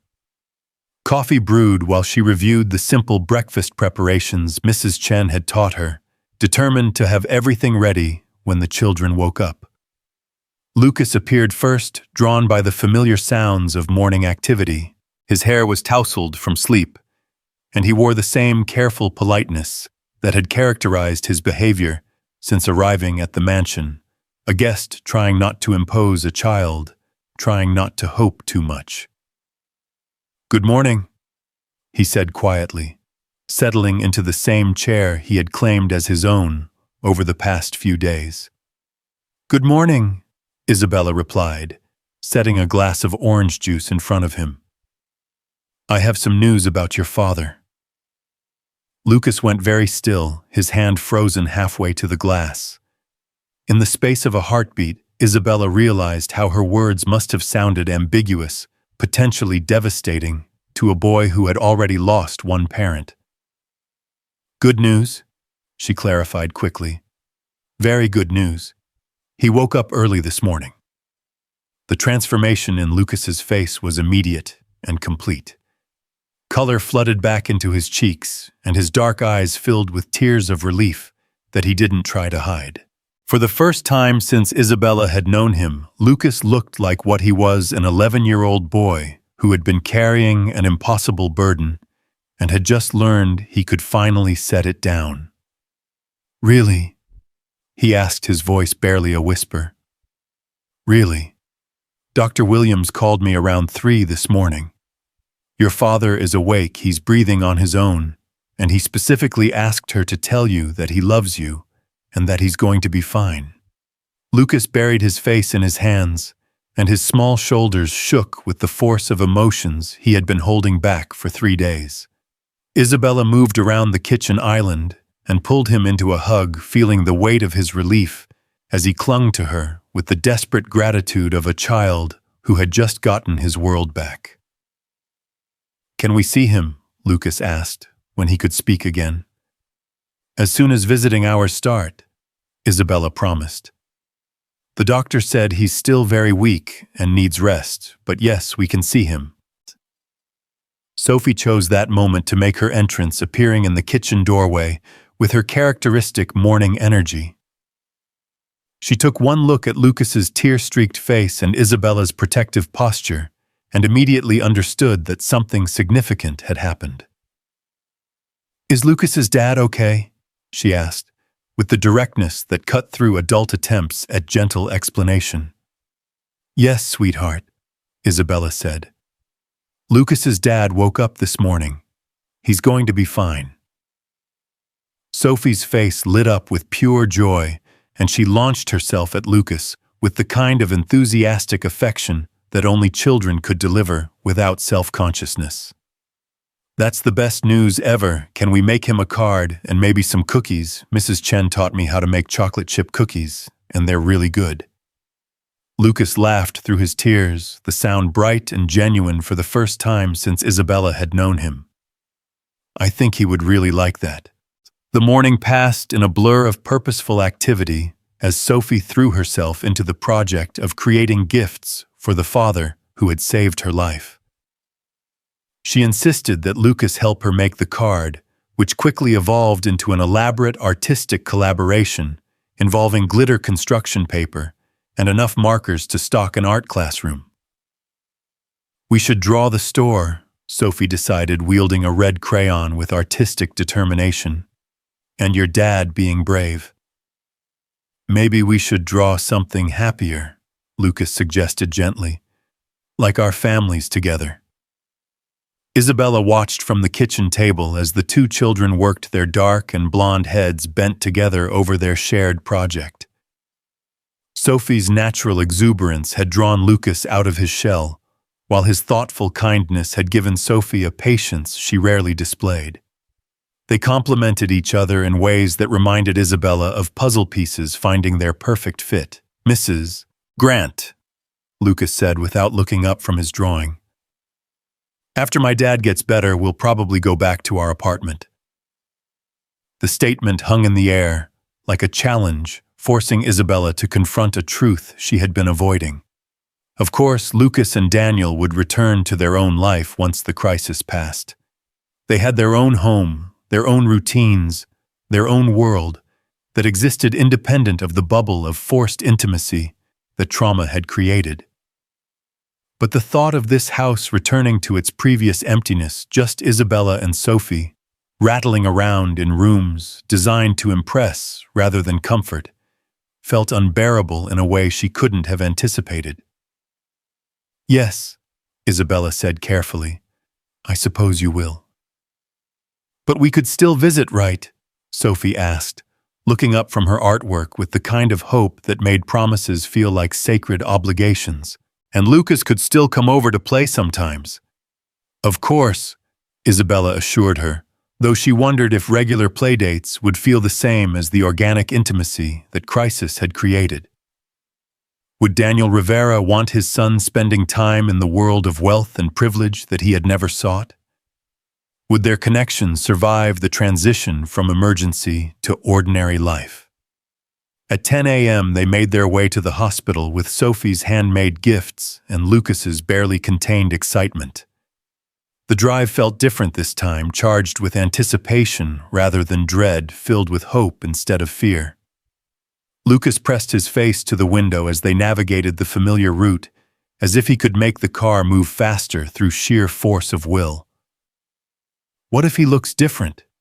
Lucas asked suddenly, voicing a worry that had clearly been building in his mind. What if the injuries changed him somehow? Isabella understood the fear behind the question. Lucas had spent 3 days imagining the worst possible outcomes, and now that hope was finally within reach, new anxieties were emerging to fill the space that terror had vacated. "He might look tired," Isabella said honestly, "and he'll probably be weak for a while. But he's still your father, Lucas. Nothing about who he is has changed." The ICU felt different during daylight hours, less desperate somehow, as if the sun streaming through the windows had brought hope along with illumination. But Isabella's steps slowed as they approached Daniel's room, suddenly nervous about this reunion she had been anticipating for days. What would she say to the man who had saved her daughter's life? How did you thank someone for giving up their own safety for a stranger's child? And what would Daniel Rivera think of the woman who had taken his son into her home? A wealthy executive who had been ignoring her own daughter when his sacrifice occurred. "Dad." Lucas's voice was small and uncertain as they reached the doorway. Daniel Rivera was sitting up in bed, still connected to monitors and IV lines, but undeniably present and aware. His face was pale and drawn with exhaustion, but his dark eyes were clear and focused. When he saw Lucas, his entire expression transformed, lighting up with a joy so profound that Isabella felt tears prick at her own eyes. "Mijo," Daniel said, his voice hoarse but strong. "Come here." Lucas crossed the room in 3 quick steps and threw his arms around his father with the desperate intensity of someone who had thought this moment might never come. Daniel held his son, carefully mindful of his own injuries, but unwilling to let physical limitations diminish the power of their reunion. "I'm okay," Daniel whispered into Lucas's hair. "I'm okay, and you're okay, and that's all that matters." Isabella hung back near the doorway, feeling like an intruder on this intensely private moment. But Sophie had no such hesitation approaching the hospital bed, with her characteristic confidence and the construction paper card clutched in her small hands. "Mr. Daniel," she said formally, "I made you a card to say thank you for saving my life." Daniel's attention shifted to Sophie, and Isabella saw recognition dawn in his eyes as he truly saw her daughter for the first time since the shooting. His expression softened with something that looked like wonder, as if he was finally processing the reality of what his split-second decision had preserved. "You must be Sophie," he said gently, accepting the card with hands that trembled slightly. "Lucas has told me so much about you." "He has?" Sophie asked, clearly delighted by this information. "He said you're very kind and very brave, and that you take excellent care of Mr. Whiskers," Daniel said, opening the card to reveal Sophie's elaborate artwork, depicting their 2 families standing together under a rainbow. "This is beautiful, sweetheart. Thank you." "We made cookies too," Sophie announced, "but the nurses said you have to eat hospital food for now, so we'll save them for when you come home." Daniel's eyes found Isabella's over Sophie's head, and she saw the question there, whose home was Sophie referring to. Where exactly did he and Lucas fit in this new configuration that crisis had created?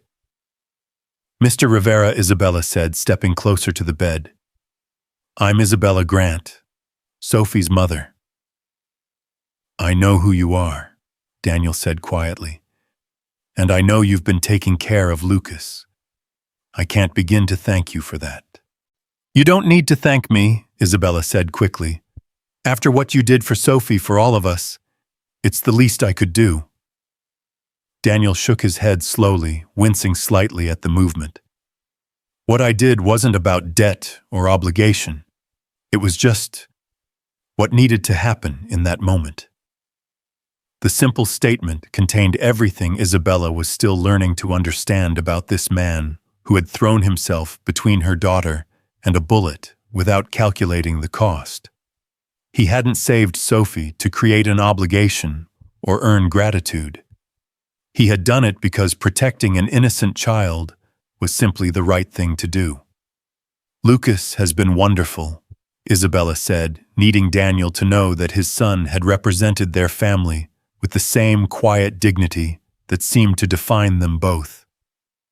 He's been taking care of Sophie, helping around the house, teaching us things we didn't know we needed to learn. Teaching you things? Daniel asked, glancing at Lucas with curious pride. How to make pancakes, Lucas said shyly, and how to use chopsticks, and that pancakes are more important than phone calls.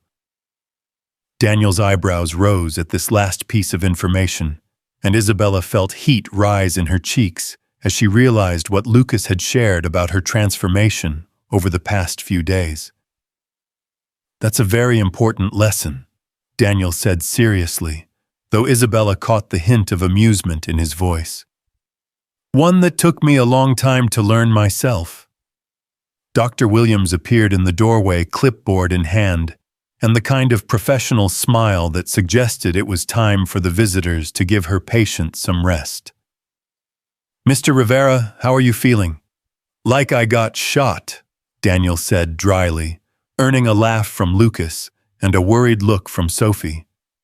You did get shot, Sophie pointed out, with her characteristic literalness. But you're all better now, right?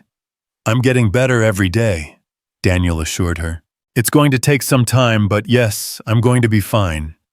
Dr. Williams checked Daniel's vital signs and adjusted his medications while the children peppered him with questions about the hospital, the food, and whether it hurt to breathe. Isabella watched the easy rapport between father and son, the way Lucas seemed to relax completely, for the first time since she'd known him, now that he could see with his own eyes that his father was truly going to recover. I should probably head back soon, Isabella said, eventually noting the fatigue that was beginning to show around Daniel's eyes despite his obvious joy at seeing Lucas. Actually, Dr. Williams interjected, we'll need to discuss discharge planning. Mr. Rivera will need significant support during his recovery, and I understand his living situation may be complicated. Isabella saw Daniel's jaw tighten slightly, and she realized he was already worrying about practical details, how to care for himself while caring for Lucas, how to manage recovery while maintaining their financial stability, how to accept help without sacrificing dignity. We've already discussed this, Isabella said firmly. Lucas and Mr. Rivera will stay with us until he's fully recovered. Our house has everything they'll need, and Lucas is already settled there. Daniel's dark eyes studied Isabella's face with an intensity that made her feel like he was reading her motivations from the inside out. Mrs. Grant, I appreciate everything you've done, but I can't impose on your family any longer than— You're not imposing, Isabella interrupted. You're accepting help from people who care about you and Lucas. There's a difference. Dad, Lucas said quietly. Sophie and Mrs. Grant have been really nice to us, and Mr. Whiskers likes it there. He has a whole garden to explore. The mention of the cat seemed to carry weight that Isabella didn't fully understand. Some family significance that related to comfort and belonging. Daniel looked at his son for a long moment, clearly reading between the lines of what Lucas was sharing. If you're sure it wouldn't be too much trouble, Daniel said carefully. It wouldn't be any trouble at all, Isabella assured him. In fact, it would be a favor to us. Sophie has never had a friend like Lucas, and I've been learning things about parenting that I should have figured out years ago. Dr. Williams cleared her throat diplomatically.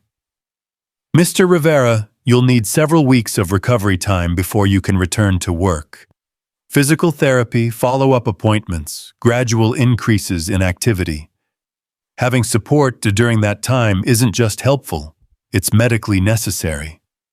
Over the next hour, they worked out the practical details of Daniel's recovery plan. Isabella found herself making commitments that would have seemed impossible a week ago, rearranging her schedule to accommodate medical appointments, researching physical therapy options, ensuring that the guest room would be equipped with everything Daniel needed for a comfortable convalescence. I can work from home, Isabella heard herself saying, so I'll be available if you need anything during the day. Daniel studied her face again with that penetrating gaze. Mrs. Grant, you don't need to rearrange your entire life for us. I'm not rearranging my life, Isabella said, realizing as she spoke that it was true. I'm finally arranging it correctly. The drive home was filled with excited chatter from both children, who were already making plans for Daniel's homecoming. Sophie wanted to redecorate the guest room with flowers and balloons, while Lucas worried about practical details like whether his father would be able to climb stairs and whether Mr. Whiskers would be too energetic for someone who needed rest. We could move Mr. Whiskers' bed to the guest room, Sophie suggested, so he can keep your dad company while he gets better. That's a really good idea, Lucas agreed. Dad likes having Mr. Whiskers around when he doesn't feel well. Isabella listened to their planning session with something approaching awe. These two children, who had known each other for less than a week, were already functioning like siblings, each concerned for the other's happiness and working together to solve problems with the kind of natural cooperation that couldn't be taught or forced. That afternoon, while the children napped, exhaustion finally claiming them after days of stress and excitement, Isabella found herself in her home office for the first time since the shooting. Her desk was covered with urgent messages, reports that required her immediate attention, and crisis communications from board members who couldn't understand her sudden unavailability. She sat in her leather chair, surrounded by the trappings of corporate success, and felt like she was looking at someone else's life. The acquisition deal that had seemed crucial on Tuesday night had been completed without her input, proving that her empire could indeed function without her constant oversight. The world had continued turning, markets had continued fluctuating, and business had continued conducting itself while she learned to make pancakes and read bedtime stories. Her assistant Jennifer appeared in the doorway looking harried and slightly desperate. Isabella, thank God you're here. The Peterson Group is demanding a meeting about the merger terms, and the Tokyo team wants to reschedule the implementation timeline, and Marcus has called 6 times about. Jennifer, Isabella said quietly, cutting through the familiar litany of corporate urgencies. Reschedule the Peterson meeting for next month. Tell Tokyo that our timeline stands as originally proposed. And tell Marcus that if he can't handle the implementation details, we'll find someone who can. Jennifer stared at her boss with undisguised confusion. But Isabella, these are priority items. The Peterson deal alone is worth— I know what it's worth, Isabella said. And I also know that it will still be worth the same amount next month. Some things are more important than closing deals, Jennifer. Like what? Jennifer asked, clearly bewildered by this transformation in her usually driven boss. Isabella thought about Lucas teaching Sophie to use chopsticks, about Daniel's quiet strength in the face of pain and uncertainty, about Sophie's joy when her mother chose pancakes over phone calls. She thought about the way her house had felt like a home for the first time since she'd bought it, filled with laughter and conversation, and the kind of genuine connection that couldn't be purchased or negotiated. Like family, Isabella said simply. Like being present for the people who matter. Like understanding that success means something different than I thought it did. Jennifer left the office looking like she was questioning everything she thought she knew about her employer, and Isabella couldn't blame her. A week ago, she would have been the one demanding immediate attention to corporate crises, the one pushing for faster timelines and higher profits. Now those things felt distant and strangely insignificant compared to the immediate reality of 2 children who needed stability and a man who needed time to heal. That evening, as they sat around the kitchen table sharing takeout Chinese food, a tradition that Lucas had somehow established during his short residency, Isabella's phone rang with another international call. This time, instead of answering automatically, she looked at the caller ID and made a conscious choice to decline the call. "Important?" Lucas asked, noticing her deliberate rejection of the phone. "Not as important as this," Isabella said, gesturing to their impromptu family dinner. "Nothing is as important as this." Sophie beamed at her mother's words, and Lucas nodded with the understanding of someone who had always known that family dinner was sacred time, not to be interrupted by outside demands. Later that night, after both children were asleep, Isabella found herself standing in the guest room that would soon house Daniel Rivera, trying to see the space through his eyes. The room was beautiful, expensive furniture, designer bedding artwork that had been selected by professional decorators, but it lacked the warmth that characterized the small apartment where Daniel and Lucas had built their life together. She thought about the photographs that covered every surface in their home, the chess set on the coffee table, the refrigerator covered with Lucas's achievements, and Daniel's gentle reminders.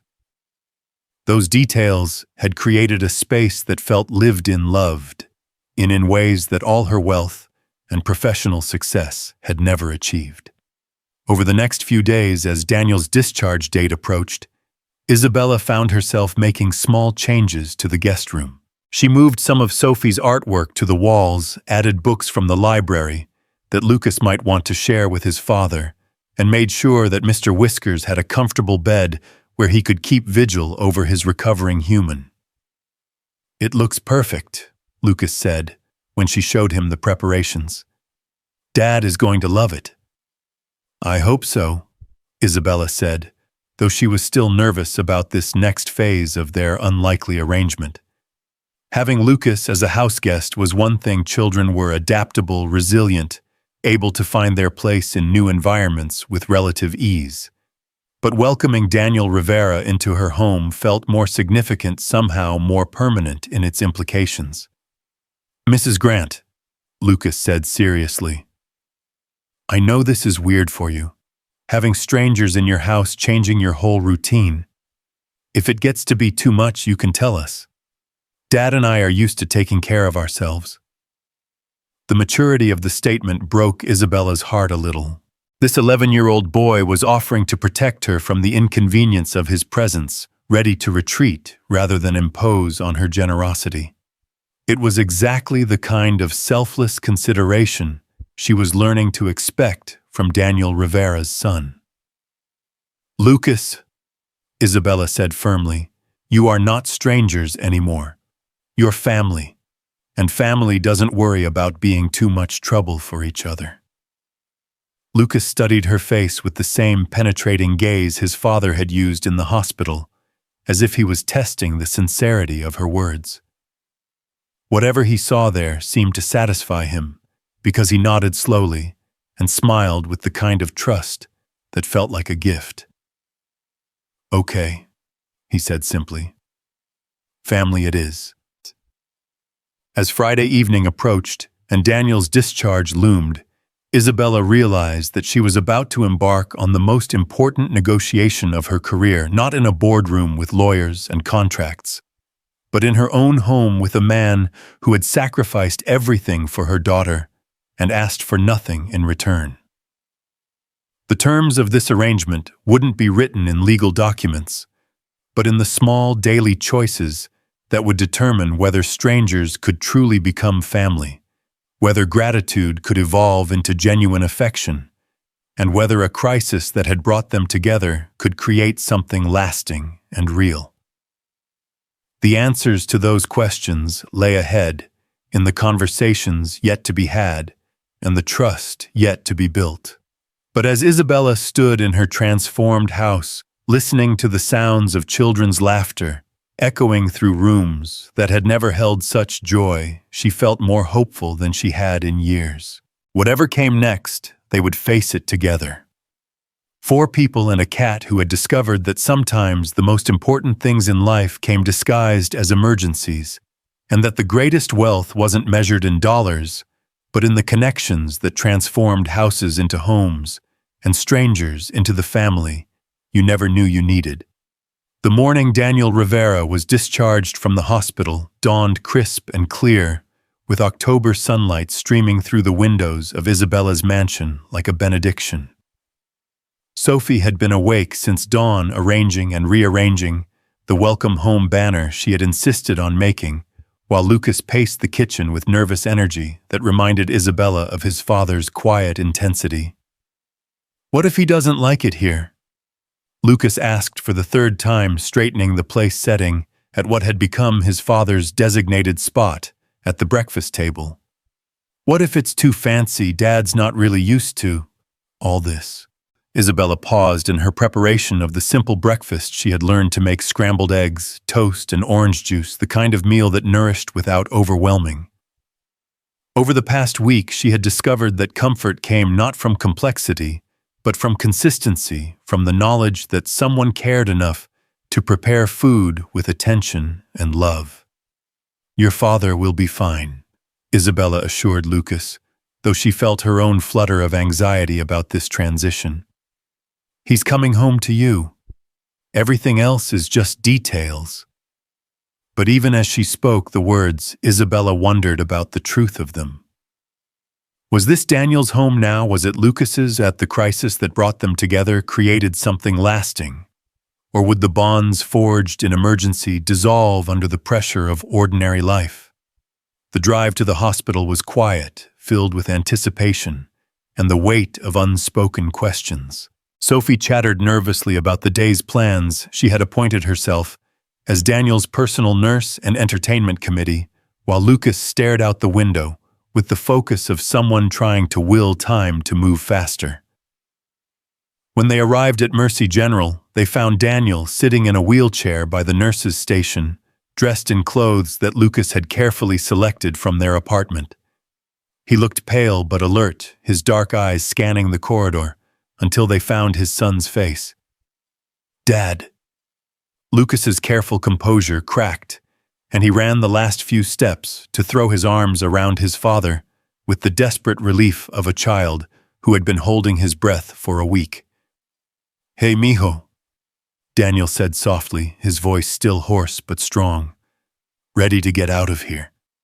"More than ready," Lucas said, stepping back to study his father's face as if cataloging the changes that pain and recovery had wrought. "How do you feel?"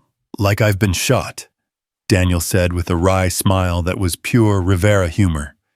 "But significantly better than I felt 3 days ago."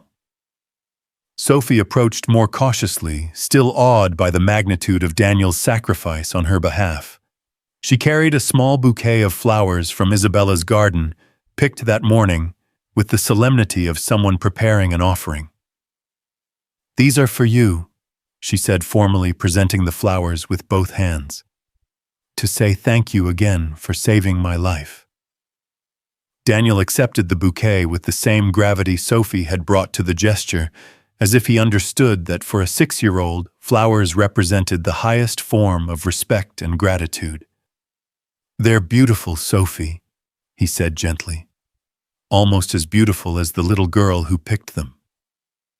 The wheelchair ride to the car was a parade of hospital staff who had come to say goodbye to the patient who had become something of a legend during his stay. Nurses who had monitored his recovery, technicians who had administered his tests, even the cafeteria worker who had delivered his meals, all of them wanted to shake hands with the man who had taken a bullet for a stranger's child. "You're kind of famous," Lucas observed as they finally reached Isabella's Mercedes. "Famous for getting shot," Daniel said dryly. "Not exactly the kind of fame I was aiming for." But Isabella could see the impact of all those goodbyes, the way Daniel's shoulders had straightened with each expression of admiration and respect. He had spent his adult life in service jobs, where his contributions were often invisible, where his competence was taken for granted rather than celebrated. The recognition of his courage was clearly both humbling and healing. The drive home, and Isabella was surprised by how naturally she thought of it, as home for all of them was filled with Sophie's enthusiastic narration of everything Daniel had missed during his hospital stay. She told him about the chess lessons Lucas had given her, about Mr. Whisker's exploration of the garden, about the cookies they had baked and saved for his return. "And Mommy didn't answer her phone during breakfast yesterday," Sophie reported with the pride of someone sharing a major accomplishment. "She said pancakes were more important than phone calls." Daniel's eyes met Isabella's in the rearview mirror, and she saw something there that might have been approval mixed with curiosity. What had this week of forced domesticity taught her about herself? What had it revealed about the life she had been living and the life she might want to live? When they pulled through the gates of the Grant estate, Daniel was quiet, taking in the manicured grounds and imposing architecture with the careful attention of someone trying to understand the environment he was entering. Isabella found herself seeing her home through his eyes, beautiful but intimidating, impressive but somehow cold, despite all her recent efforts to warm it. "It's really big," Daniel observed mildly. "Too big," Isabella agreed. "But maybe it won't feel so big now." Mrs. Chen met them at the front door with the wheelchair that Isabella had rented for Daniel's first few weeks of recovery. The housekeeper's professional demeanor couldn't quite hide her curiosity about this development in her employer's life, but she greeted Daniel with the same respectful warmth she showed all of Isabella's guests. "Welcome home, Mr. Rivera," Mrs. Chen said, and Isabella noticed that she had chosen the word home rather than house or estate. Even Mrs. Chen, it seemed, understood that something fundamental had shifted in the dynamics of the Grant household. The tour of the mansion was brief, focusing on the essential areas: kitchen, living room, guest room, and the library that had become Lucas's favorite retreat. Daniel navigated the spaces with the careful movements of someone still healing, but Isabella could see him cataloging details, trying to understand how his life and Lucas's would fit into this world of wealth and privilege. "This is where you'll be staying," Isabella said, as they reached the guest room that she had spent days preparing. "I hope it's comfortable. If you need anything changed or added, it's perfect," Daniel said quietly, his eyes taking in the careful touches. Isabella had added family photos on the nightstand, books on the shelf, Mr. Whiskers's bed positioned where the cat could keep watch over his recovering human. "You've thought of everything." But Isabella could hear something in his voice, a careful politeness that suggested he was still trying to figure out the parameters of this arrangement. Was he a patient being cared for? A charity case being helped? A guest being entertained? The uncertainty in his tone made her realize that they needed to have a conversation about expectations and boundaries, about what this new configuration meant for all of them. Lunch was a quiet affair, with Daniel eating carefully, while the children peppered him with questions about his recovery timeline and physical therapy schedule. Dr. Williams had been clear about the restrictions: no heavy lifting, no strenuous activity, gradually increasing movement as his body healed.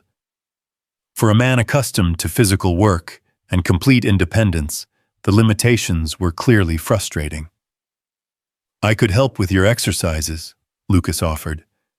I've been reading about recovery from gunshot wounds, and there are things I could do to assist. Isabella felt her heart clench at the casual mention of Lucas researching his father's injury. This 11-year-old boy had spent his week not just adjusting to a new living situation, but educating himself about trauma and recovery, preparing to become his father's caregiver if necessary. That would be very helpful, mijo, Daniel said seriously. But I don't want you to worry about taking care of me. That's not your job.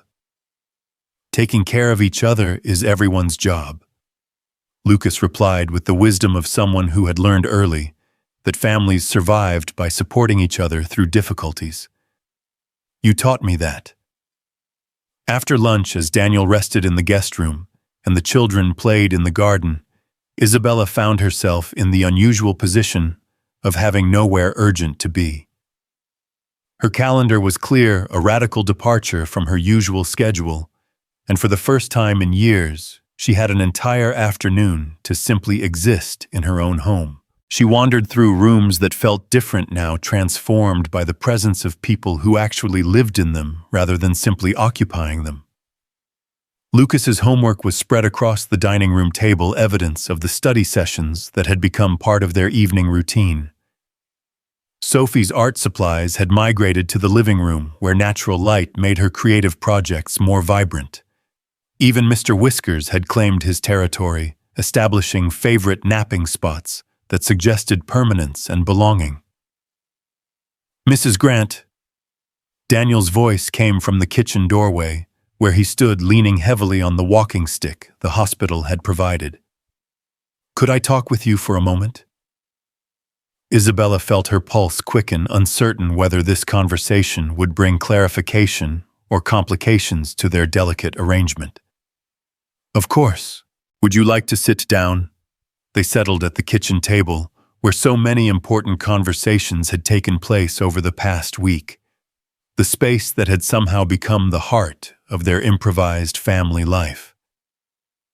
Daniel moved slowly, clearly still in pain, despite his efforts to hide it, and Isabella found herself fighting the urge to hover and fuss in ways that would probably embarrass them both. I need to thank you, Daniel said without preamble, his dark eyes meeting hers, with the directness that seemed to be a family trait. For everything you've done for Lucas, for me, for both of us. I know this isn't what you signed up for when you decided to go grocery shopping last Tuesday night. Isabella almost smiled at his characterization of her late-night visit to Martinez Market as grocery shopping, when in reality she had been fleeing her own empty house and attempting to find some connection with the ordinary world that existed beyond her corporate empire. You don't need to thank me, Isabella said. What you did for Sophie was instinct, Daniel interrupted gently. I didn't think about it, didn't calculate costs and benefits. I just saw a child in danger and responded. What you've done for us has been deliberate, thoughtful, sustained. You've opened your home and rearranged your life for people you barely know. The truth of his words settled between them like a challenge. Isabella had indeed rearranged her life, but not in the way Daniel probably imagined. She hadn't made sacrifices or accommodations for strangers. She had finally started living the life she hadn't known she wanted, engaging with the world in ways that felt authentic rather than performative. I haven't been doing you a favor, Isabella said honestly. You and Lucas have been teaching me things I didn't know I needed to learn. About what matters, about how to be present, about what family actually means. Daniel studied her face with that penetrating gaze she was learning to recognize. What are you saying exactly? The question forced Isabella to confront something she had been avoiding since Daniel's discharge became imminent. What was she saying? What did she want from this man whose courage had saved her daughter and whose son had become the sibling Sophie had never known she needed? I'm saying that I don't want this to end. Isabella admitted the words emerging before her careful executive persona could censor them. I don't want you and Lucas to go back to your apartment, and for us to return to being strangers who wave politely if we see each other at the grocery store. This week has been the most real my life has felt in years. Daniel was quiet for a long moment, processing her unexpected honesty. Through the kitchen window, they could see Lucas and Sophie playing an elaborate game that seemed to involve rescuing stuffed animals from imaginary dangers, their laughter bright in the afternoon air. "Isabella," Daniel said, using her first name for the first time, "I need you to understand something about me, about us. I'm a grocery store clerk who lives in a 2-bedroom apartment and drives a car that's held together with hope and duct tape. Lucas and I are used to budgeting every dollar and planning every expense. This," he gestured toward the marble countertops and designer appliances, "isn't our world." "But what if it could be?" Isabella asked, leaning forward with the intensity she usually reserved for crucial business negotiations. "What if we made it our world, all of us together?" "Are you talking about charity?" Daniel asked, his voice carefully neutral. "Because I appreciate everything you've done, but I can't accept that kind of help indefinitely. Lucas and I need to stand on our own feet." Isabella shook her head quickly, realizing that she had approached this conversation like a corporate merger when it required the delicacy of something far more personal and precious. "I'm not talking about charity," she said. "I'm talking about partnership, about family, about building something together that's stronger than what any of us had separately." Before Daniel could respond, Sophie burst through the kitchen door with the explosive energy of a child who had important news to share. "Mommy, Dad, Lucas taught me how to do a cartwheel, want to see." The casual way Sophie addressed Daniel as Dad froze all 3 adults in place. Isabella felt her breath catch as she realized what her daughter had just revealed in Sophie's 6-year-old mind. The transformation from strangers to family was already complete. "Sophie," Isabella said gently, "Mr. Daniel isn't your dad, sweetheart." Sophie's face scrunched up in confusion. "But he saved my life, and he lives with us now, and he helps Lucas take care of me. That's what dads do, right?" The innocent logic of it hit Isabella like a physical blow. In Sophie's limited experience, fathers were distant figures who provided resources but not presence. Daniel Rivera, who had literally put his life on the line for her safety, and who had spent a week watching Lucas demonstrate the kind of gentle, patient care that characterized their family dynamic, represented something closer to Sophie's idealized concept of fatherhood than her own biological father ever had. Daniel's expression had gone very soft as he processed Sophie's casual adoption of him into her family structure. "Sophie, honey, I'm very honored that you think of me that way.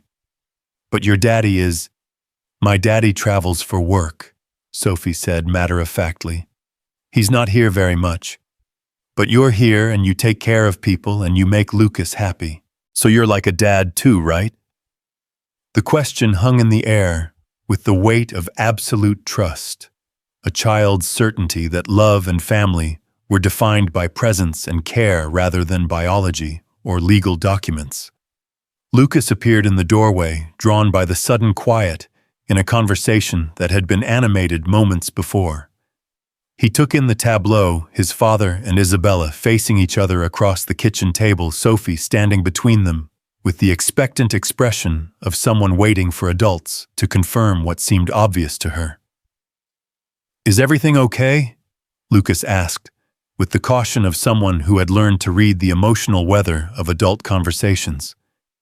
"Everything's fine," Isabella said quickly, though she wasn't sure that was true. Sophie's innocent words had forced them to confront questions they hadn't been ready to ask, much less answer. "Sophie thinks your dad should stay here permanently," Isabella explained to Lucas, "as part of our family." Lucas looked from Isabella to his father, his 11-year-old mind clearly working through the implications of such an arrangement. "Would you want that?" he asked Daniel directly. The question carried weight that went beyond housing arrangements or recovery logistics. Lucas was asking whether his father could see a future for them in this world of wealth and privilege, whether the bond forged in crisis could survive the transition to ordinary life. Daniel was quiet for a long moment, his gaze moving from his son to Sophie to Isabella, as if he was trying to solve an equation with variables he didn't fully understand. "It's complicated, mijo," Daniel said finally.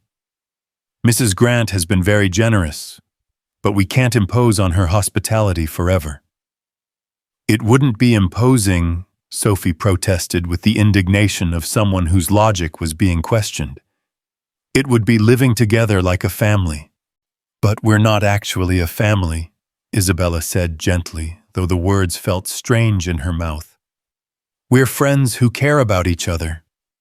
"What's the difference?" Sophie asked with devastating directness. The question silenced all three adults. What was the difference between friends who cared deeply and family who chose each other? Isabella thought about the way Lucas had stepped into the role of protective older brother, the way Sophie had bloomed under his patient attention, the way Daniel's quiet strength had brought stability to their household in ways she was still discovering. "Family means forever," Lucas said thoughtfully. "It means you don't leave each other when things get hard or complicated." "Then we are family," Sophie declared with the finality of someone who had solved a complex problem through simple logic. "Because I'm never going to leave Lucas, and Lucas is never going to leave his dad, and his dad saved my life, so I'm never going to leave him either." Isabella felt tears prick at the corners of her eyes as she realized that her 6-year-old daughter had articulated something that she herself had been struggling to understand. The bonds created in crisis had evolved into something deeper, more permanent, more transformative than any of them had anticipated. "Sophie's right," Isabella said quietly, looking at Daniel with the kind of vulnerability she had never shown in a boardroom. "I don't want this to be temporary. I want us to figure out how to make this work permanently." Daniel stared at her for a long moment, and Isabella could see him processing not just her words, but the implications of what she was suggesting. A life together that went beyond gratitude and obligation, a future that none of them had planned, but all of them seemed to want. "Isabella," Daniel said carefully, "are you sure you understand what you're asking? I'm not going to change who I am because you have money. Lucas and I come with our own values, our own way of doing things. We can't become different people just to fit into your world." "I don't want you to change," Isabella said with growing conviction. "I want to change. I want to learn how to be the kind of person who puts family before phone calls, who shows up for homework and bedtime stories, who understands that the most important things in life can't be bought or negotiated." She paused, gathering courage for the complete honesty that this moment demanded. "I want to learn how to love the way you and Lucas love each other," Isabella continued, "with presence and patience and the kind of everyday devotion that builds a life one small moment at a time." The kitchen was very quiet as her words settled over them. Through the window afternoon, shadows were lengthening across the garden where Mr. Whiskers stalked something invisible among the rose bushes. "What would it look like?" Daniel asked finally. "Practically speaking," the question opened the floodgates of planning and possibility. They talked through the logistics of combining their lives, where everyone would sleep, how they would manage schedules and responsibilities, what it would mean for Isabella's career and Daniel's recovery, and the children's education. "I could work from home most of the time," Isabella said. "I've discovered that most of my meetings can be conducted remotely, and the truly important decisions don't require my physical presence in an office. And I could find work that doesn't require heavy lifting," Daniel added. Maybe something in retail management or office administration.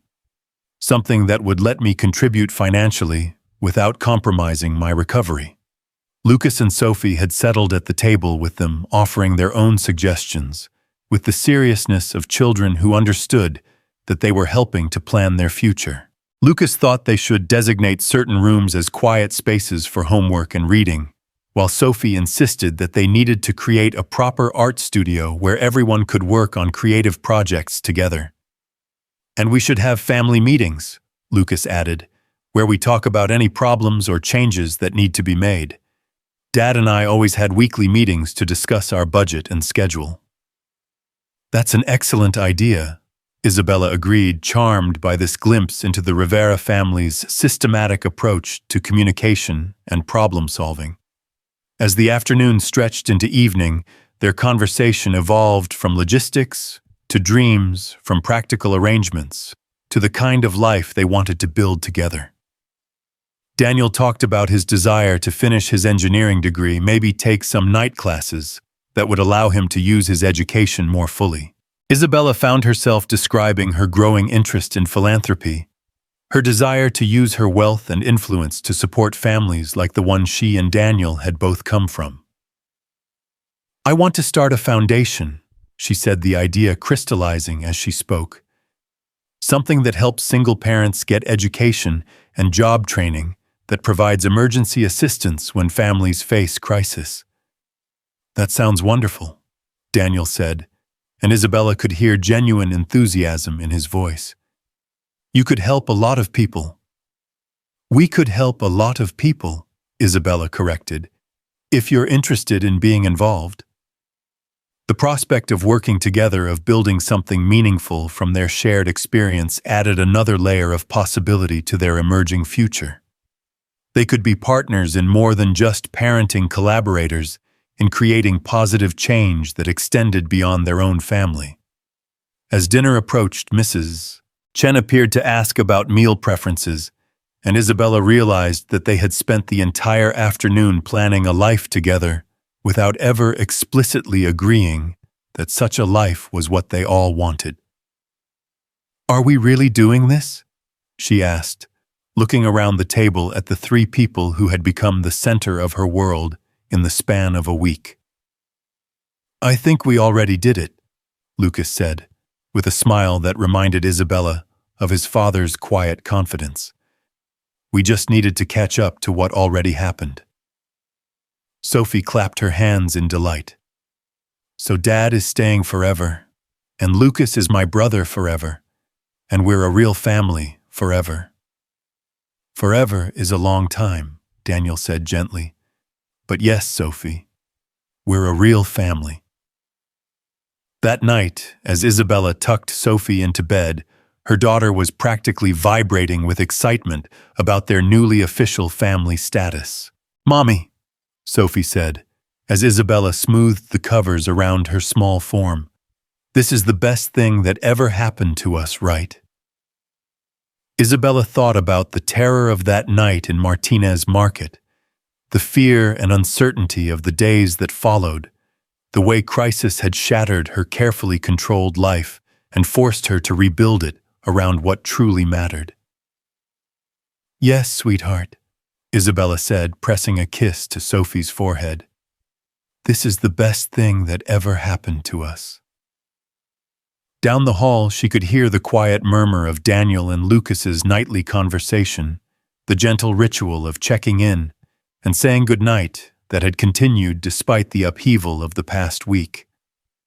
The sound filled Isabella with a contentment she had never experienced, the deep satisfaction of a home filled with people who chose to be there. Later, as the house settled into peaceful quiet, Isabella found Daniel in the kitchen making tea, a nightly routine from his previous life that he had brought into their shared space. Any regrets? She asked, accepting the cup he offered her. Daniel considered the question with his characteristic thoughtfulness. About getting shot. About everything that came after, not a single one. They stood together in comfortable silence, sipping their tea, and listening to the quiet sounds of their household settling into sleep. Mr. Whiskers appeared to wind around their legs, clearly approving of this late-night conference between his humans. "Isabella," Daniel said eventually, "I want you to know that I understand how unusual this is. I know that people are going to have opinions about our arrangement, about what brought us together, and what's keeping us together." Isabella nodded, having already considered the potential complications of their unconventional family origin story. Board members would raise eyebrows, society friends would whisper behind manicured hands. Business magazines might write think pieces about the corporate executive who fell in love with her daughter's rescuer. "Let them talk," Isabella said firmly. "I've spent years caring about what people think of my business decisions. I'm not going to start caring now about what they think of my personal ones." "And if this doesn't work," Daniel asked, "if 6 months from now we realize that crisis bonding doesn't translate into sustainable family life?" Isabella set down her teacup and turned to face him, fully meeting his gaze with the same intensity she brought to her most important negotiations. "Then we'll figure it out together," she said. "With honesty and respect and the same commitment to Lucas and Sophie's well-being that brought us this far. But Daniel, I don't think it's going to fail. I think we're going to surprise ourselves with how well this works." Daniel smiled, the first completely relaxed expression Isabella had seen from him since he'd been discharged from the hospital. "I think you might be right," he said. "We've already survived the hard part."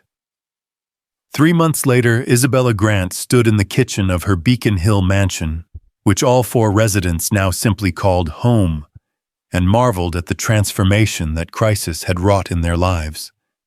The morning routine that had once seemed impossible had become natural, even easy. Daniel made coffee while Isabella packed lunches, Lucas helped Sophie find her school supplies, and Mr. Whiskers supervised the entire operation from his favorite perch on the windowsill.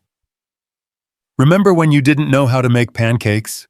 Sophie asked Isabella with the casual cruelty of children who delight in reminding adults of their former incompetence.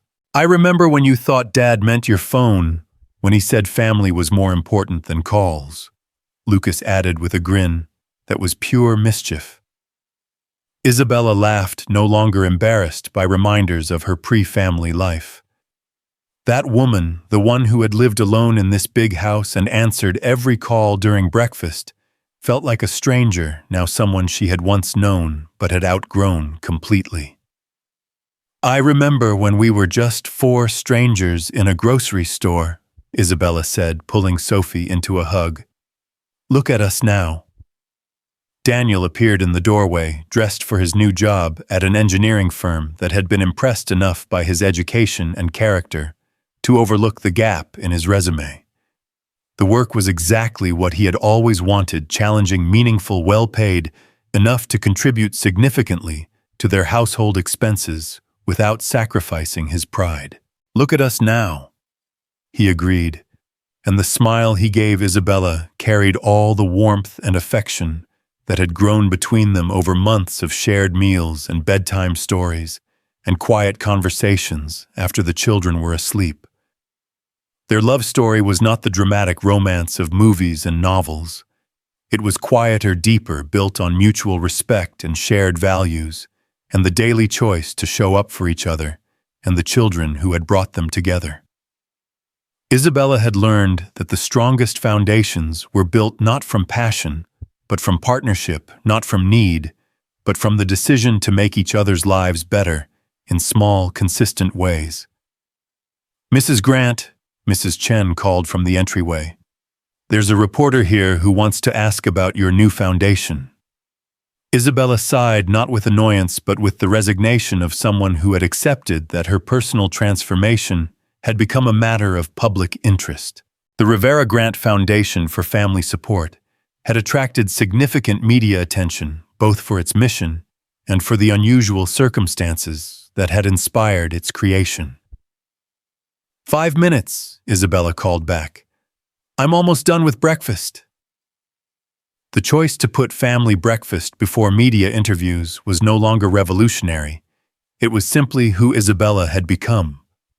The woman who took a bullet's worth of realization to understand that success meant presence, that wealth meant relationships, that the most important board meetings happened around kitchen tables where children shared their hopes and parents listened with full attention. As they prepared to start their separate days, Daniel to his engineering firm, Isabella to the foundation office she had established downtown, Lucas and Sophie to the private school where they had become inseparable best friends. Isabella felt the deep satisfaction of a life lived with intention and love. Same time tomorrow, Daniel asked the question that had become their daily ritual. Same time tomorrow, Isabella confirmed the promise that anchored all their other promises, and as they scattered to their various responsibilities, carrying with them the security of knowing they would return to each other at day's end, Isabella marveled once again at the strange mathematics of crisis and recovery. One moment of violence had shattered their separate lives, but from the fragments they had built something stronger and more beautiful than any of them had possessed before. Daniel Rivera had taken a bullet to save a little girl, and in return, that little girl's mother had saved him right back, not from death, but from the smaller tragedy of lives lived in isolation, of potential unfulfilled, of love unexpressed, and family unclaimed. They had all been rescued that night in Martinez Market, though it had taken months to understand the full scope of their salvation. And now, every morning they gathered around a kitchen table to break their fast and plan their day, 4 people and a cat, who had learned that the best families were often born not from blood, but from choice, not from chance, but from the conscious decision to love each other through all the beautiful complications of building a life together. The bullet had lasted only seconds, but the love it revealed would last forever.